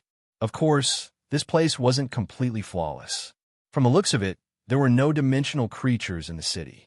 If he wanted to hunt dimensional creatures, he could only go out and hunt the skeletons that crawled out of the moat. There weren't any dimensional creatures with flesh and blood nearby, so it wasn't conducive to obtaining meat. However, these problems weren't major problems. There were solutions. Now, the most important thing was to find a home for the hundreds of thousands of people. The ancient city was undoubtedly the most suitable. After all, I still have to build a city here. Zhou came to the fire god platform and looked at the stone saber inserted into the stone furnace. He didn't know what to feel. After going in circles for so long, who knew that he would return to the starting point? Luoyang Overseer's office. And Tianzhua, who was reading a document, suddenly looked up and said, "Since you're here, come in and have a cup of tea. Be it fighting or fleeing, there's no rush." As expected of Overseer, the door didn't open, but a figure passed through it. The figure was a blurry shadow. It felt like he could see a person clearly, but no matter how carefully he looked, he couldn't tell what he looked like. "How may I address you?" And Tianzhua poured a cup of tea and pushed it in front of the figure. "You can call me Spirit Slave. I'm here to meet you, Overseer. I hope that you can become the spokesperson of our spirit race in the human world," the figure said slowly. And Tianzhua took a sip of tea and placed the teacup on the table before asking Spirit Slave, "Why should I be your spokesperson? The restrictions on Earth will soon be lifted. The descent of the dimension is already a foregone conclusion. The various races of the dimension are searching for a spokesperson in the human world and will provide them with large amounts of resources. It's the same for our spirit race. We will provide you with resources, overseer, spirit slave said. Then why did I choose your spirit race and not the other races? And Tianzuo's expression remained unchanged as he continued asking.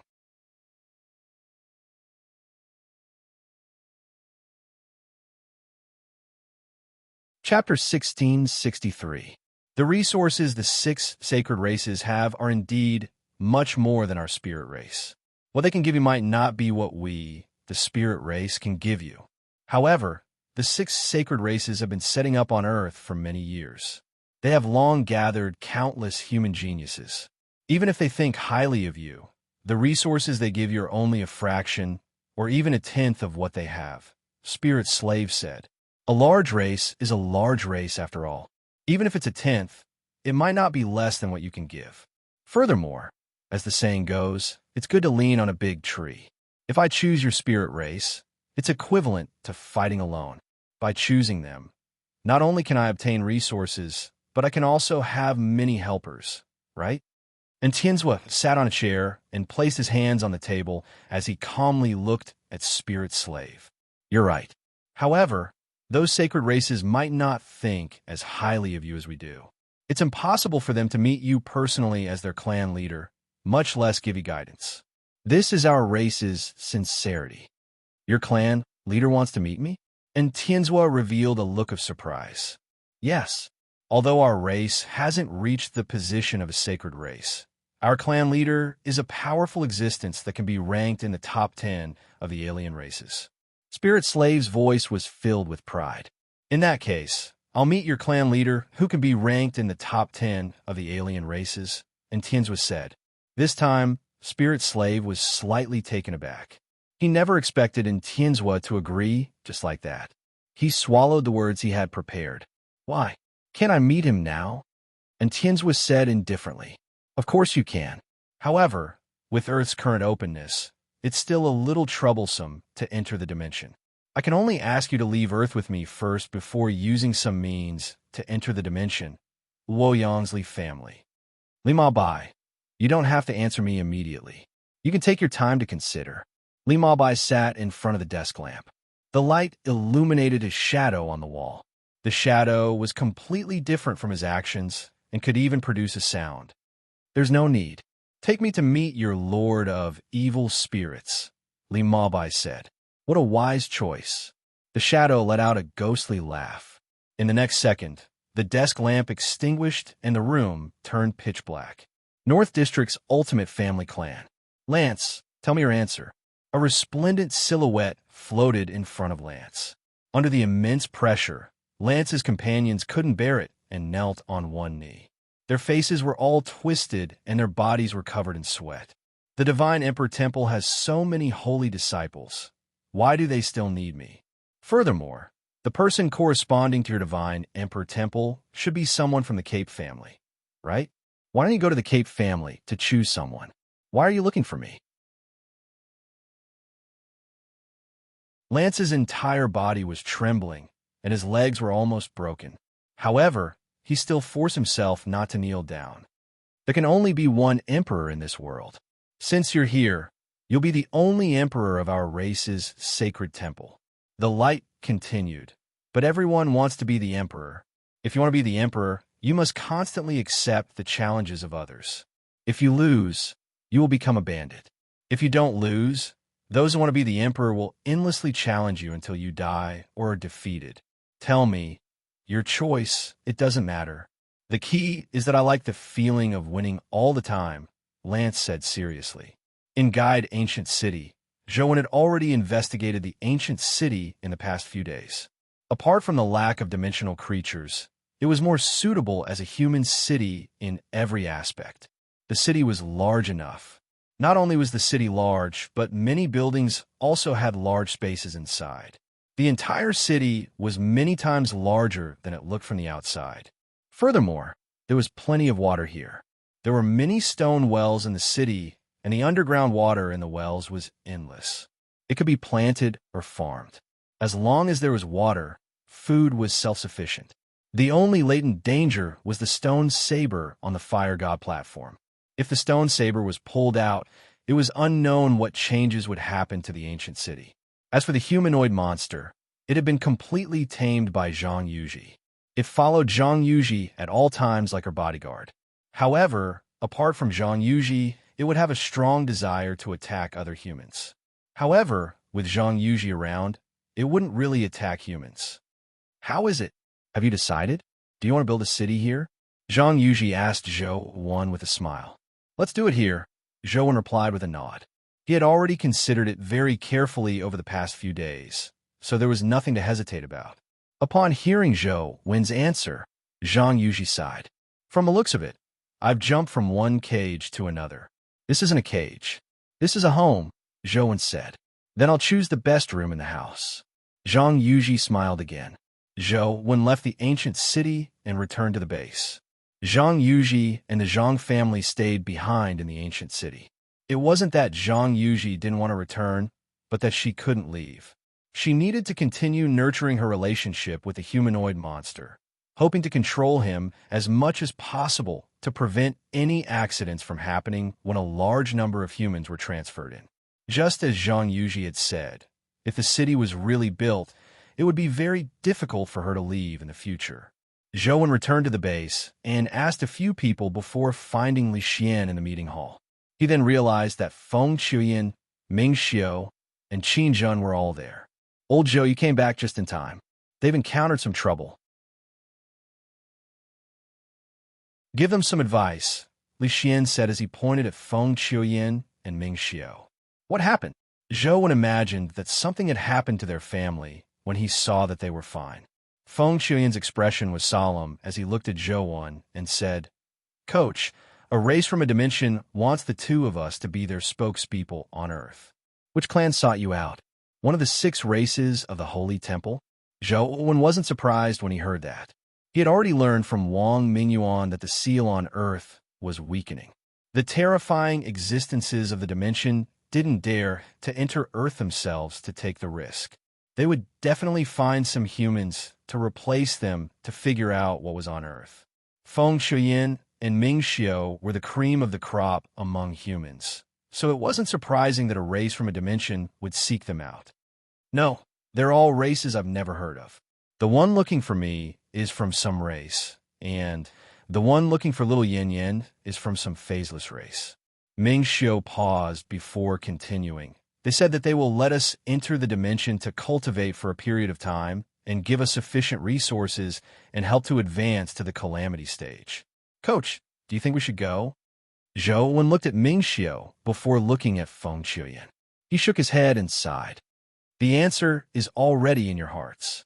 There's no need to ask further. If Coach needs me to stay, I'll stay, Feng Qiuyan said. I need you, but not for a short period of time. Zhou Wen patted Feng Qiuyan and Ming Xiu's shoulders.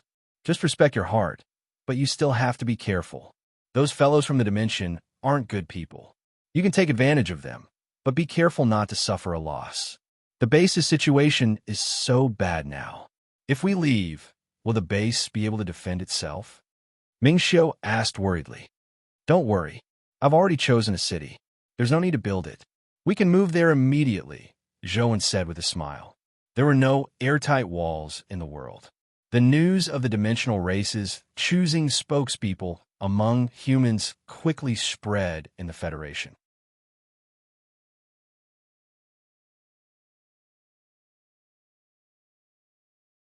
Chapter 1664. It was unknown if it was released by the dimension itself, but soon the entire Federation knew that the dimensional races were choosing spokespeople among humans. They could obtain the resources of the dimensional races and enter high-level worlds, like the dimensional zones, to cultivate. They could receive the guidance of dimensional experts. They didn't even need to sell their lives to the dimension like saints. All they needed to do was sign a contract and help the dimensional races find something on Earth to terminate the contract. Even if the contract wasn't terminated, apart from searching for that item, the spokesperson could also reject the other requests of the dimension. There was no need to risk his life for them. Almost no one wasn't tempted by such conditions. This was more like a cooperative relationship. They didn't really need to sell their lives to the dimension to obtain all sorts of benefits. Where else could they find such a good deal? Everyone felt that it was a good thing, but the people who had been invited were watching. Very few people directly accepted the invitation. Such a good deal would more or less make people suspicious. They were afraid that the dimensional experts would tamper with the contract. Although Feng Chuyin and Ming Xiu had already decided to head to the dimension for cultivation, they didn't immediately head there. They decided to wait for Guide City's people to move into the ancient city and everything to stabilize before heading there. This process was very smooth. There were many buildings in the ancient city to begin with, so all they needed to do was plan and distribute them. In this regard, Li Xian found the Li family's experts, and the Zhang family was a top expert in this area. After some discussion, they quickly confirmed a plan. Hundreds of thousands of people moved into the ancient city in an orderly manner. It wasn't difficult to move in. The difficult part was how to form a self-sufficient chain in the ancient city and the survival of the ancient city's residents. It was impossible for Zhou to provide for them for no reason. Kindness was akin to enmity, and kindness wasn't something that could be given out casually. Hundreds of thousands of people had to contribute in order to reap benefits. Otherwise, if they relied on Zhou to provide for them, there would definitely be chaos in the future. The quality of the hundreds of thousands of people varied.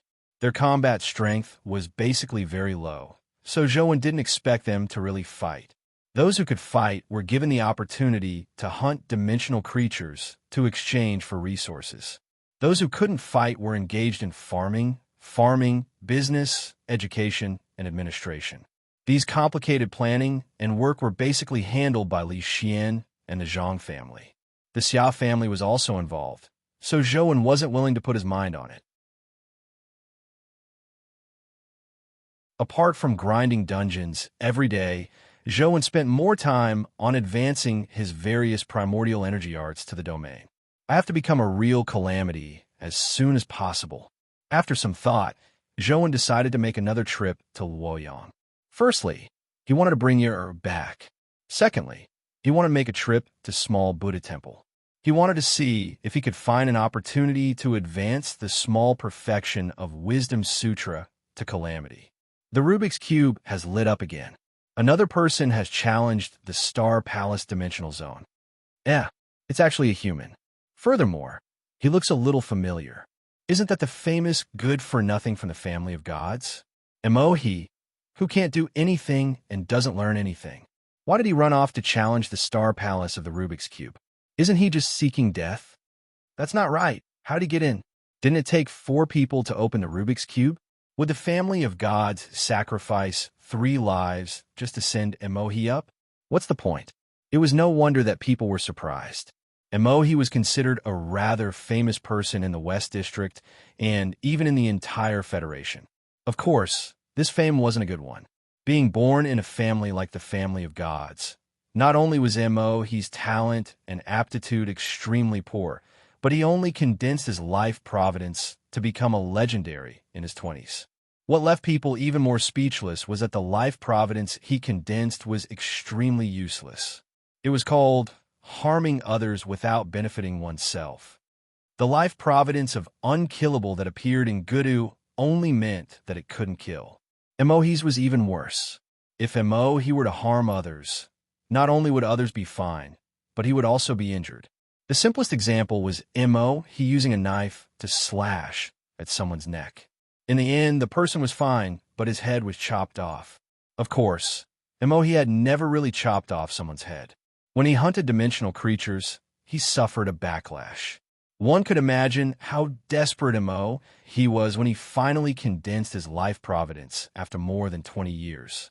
He had excitedly hunted dimensional creatures. Anyway, from then on, Emohi became a joke in the family of gods. Although no one dared to say anything about Emohi in front of the family of gods, in private, Emohi's reputation had already spread throughout the Federation. He was famous for being a good-for-nothing.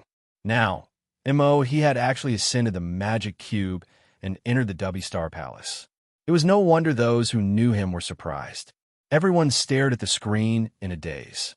Most people felt that Emohi's actions were no different from suicide. Perhaps there was no need for the calamity-grade Star-Lord greed to take action. Just the high temperature in the Star Palace was enough to kill Emohi. Emohi stood in the Star Palace with a mocking smile on his lips. In the high temperature, a strange light rose from his body. Countless lights interweaved, forming a black guardian armor around him. So, he contracted a guardian. However, even if he has a guardian, what's the use of a useless life providence like his? Ignoring the fact that his guardian might not be able to defeat Star-Lord Greed, even if he could, would he dare to kill him? Wouldn't killing Star-Lord Greed be equivalent to killing himself? What is the family of gods thinking? If we send Emohi up, isn't that sending him to his death? I think the family of gods also feels that this good-for-nothing is a disgrace to the family of gods, so they deliberately sent him to his death. While people were discussing, Emohi had already walked towards the door of the Star Palace. He pushed the door open without hesitation and walked in. Seeing Emohi approaching step by step, Star-Lord Greed finally reacted. His fist bloomed like a purple sun, and a terrifying light enveloped the entire Star Palace. Seeing the Star Palace being swallowed by the light, everyone thought that Emohi was finished. However, in the next second, everyone's eyes widened. Boom! The light exploded, and Emohi was still slowly walking forward in the light. However, the body of Star-Lord Greed, who attacked Emohi, suddenly exploded, turning into light dust that filled the sky, and finally disappeared. How could this happen? People's mouths were agape, and they couldn't close them for a long time. Emohi had already passed through the teleportation array and arrived at the Jade Star Palace. He pushed open the door of the Star Palace again and faced the mountain-like Star-Lord Giant Gate. Giant Gate's angry roar shook the world as his fist blasted at Emohi with supreme divine power. However, Emohi continued walking forward slowly. He didn't even look up at Giant Gate, as though he didn't take Giant Gate's fist seriously. Boom! Star-Lord Jummon's mountain-like fist smashed down, as if it could turn Emohi's tiny body into dust with just one blow. However, in the next second, Emohi stood there unscathed. Giant Gate's body exploded from head to toe like a watermelon. Everyone was dumbfounded and speechless as they watched this shocking scene in a daze.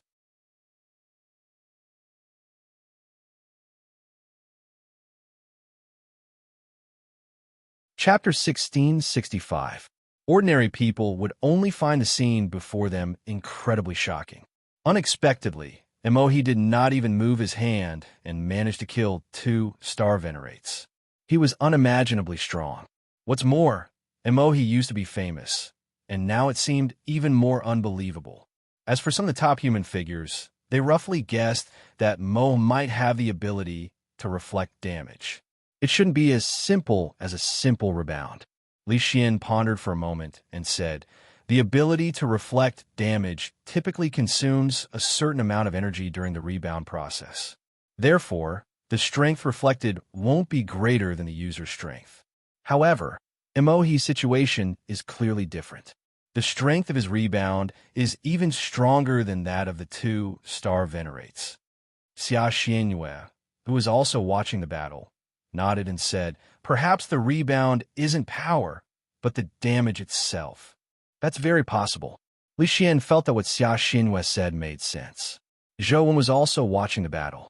He felt that Emohi's strength was somewhat similar to Stellar Lord Listen's. He thought to himself, I wonder if Emohi will continue challenging. I wonder who is stronger, Emohi or Stellar Lord Listen. Just as Zhou Wen was pondering over it, he had already walked into the teleportation planet. The magic cube scene changed to that of the Fecta Palace. This is interesting. Both of them need the ability to reflect the strength of others. How will they fight? Zhou Wen's interest was piqued.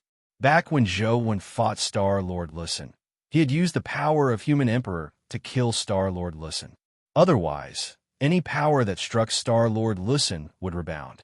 In the battle between Emohi and Star Monarch Listen, if neither of them made a move and just waited for the other to injure them, it would be impossible to determine the victor. Emohi pushed open the gate of the Fecta Palace and walked toward Lu Siyuan. His attitude was no different from before, and he didn't seem to care about Lu Siyuan. Back then, Egg Sovereign. No. Immortal Thieves King only managed to reach Fekta Palace with his companion beasts.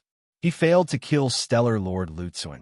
If Emohi succeeds, wouldn't he be able to rush to first place on the rankings? Even if he can't kill Lord Lusen, he has already reached the highest point that humans can reach. How did Emohi suddenly become so strong? Even if he contracted a guardian, it's impossible for him to become so strong all of a sudden, right? That's right. Furthermore, Emohi's life providence is so strange.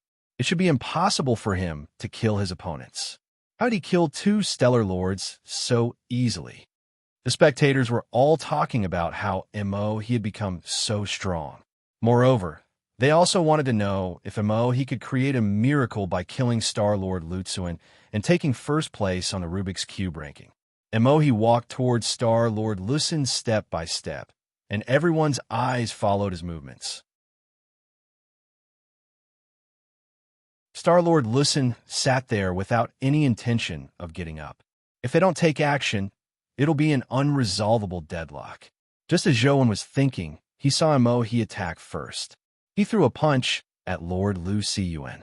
Zhouwen was slightly taken aback. This outcome was somewhat unexpected. Although he didn't know what kind of power Mo's guardian had, if his life providence hadn't changed and he had taken the initiative to kill, the wound should still have appeared on his body. Could it be that even Emohi's life providence has changed? Zhouwen thought. Emohi's fist didn't look strong, nor did it bring with it any mysterious glow. It was just an ordinary straight punch that struck Star-Lord Lusen's body. Celestial Lord Lusen had no intention of dodging. That simple and direct punch landed on his body. After Emohi's punch struck him, Star-Lord Lusen was unharmed. His body didn't even sway, but Emohi had already retracted his fist. Emohi's guardian is indeed the type that reflects damage. It's just that the reflected damage is powerful. To attack his opponent himself, the strength is just too inferior. Many experts who had already guessed Emohi's strength revealed expressions that they had expected it. However, in the next second, everyone widened their eyes. The seemingly unharmed Star-Lord Lusen's body suddenly turned to dust, scattering to the ground with a gust of wind. Silence. Deathly silence. No one expected such an outcome. Everyone, including Zhouwen, looked at the Rubik's Cube screen in surprise. Emohi, who was in the dust, was like a devil wrapped in fog. It was extremely terrifying. Even the experts of the various families were shocked. They originally thought that Emohi's protector could only reflect damage. They did not expect him to be able to instantly kill a calamity-grade Star Venerate with a casual punch. He was unimaginably strong. Emohi didn't stop as he walked straight to the teleportation array. Just as everyone was secretly guessing how many star palaces Emohi could break through, they realized that the screen had switched back to the Rubik's Cube ranking. Clearly, Emohi didn't continue challenging. Everyone looked at the top of the Rubik's Cube ranking. If nothing unexpected happened, Emohi's name should have appeared there. Indeed, first place had changed, but the name in first place wasn't Emohi. Fallen Race's spokesperson. Many people silently recited the first name. Instantly, everyone came to a realization. They were momentarily surprised, but they also felt that it was only natural. It's no wonder the trash Emohi suddenly became so strong. He was originally the spokesperson of the dimensional races. A trash can become so strong after becoming a spokesperson. What if I become the spokesperson? What kind of race is the Fallen? I've never heard of it before. It's definitely not one of the 6 sacred races. Even a nameless race can nurture such a powerful spokesperson. If one becomes the spokesperson of the 6 sacred races, how many benefits would they receive? How strong would they become? Instantly, everyone was thinking about something. No one said a word. From the looks of it, many human geniuses will become the spokesperson of the dimensional races, Li Xian said with a twitch of his lips. Indeed, as Li Xian had said, after today's battle, everyone was discussing Emohi and the spokesperson. It was as though overnight, everyone was extremely interested in becoming the spokesperson of the dimensional races. Even the ordinary people who didn't have the qualifications to become a spokesperson were secretly hoping that the dimensional races would find them and make them experts like Mo-he. After all, even a person like Mo-he, who was known as trash, could become so strong. They felt that they weren't inferior to Mo-he. If Mo-he could do it, why couldn't they? Some of the humans who had received invitations from the dimensional races were embarrassed to let others know that they had received invitations. Now, many people took the initiative to reveal it. It was as though receiving an invitation to become a spokesperson had become a very honorable thing. You're tuning into the Warrior Lore YouTube channel. Don't forget to subscribe and join us on this journey to catch the most captivating stories.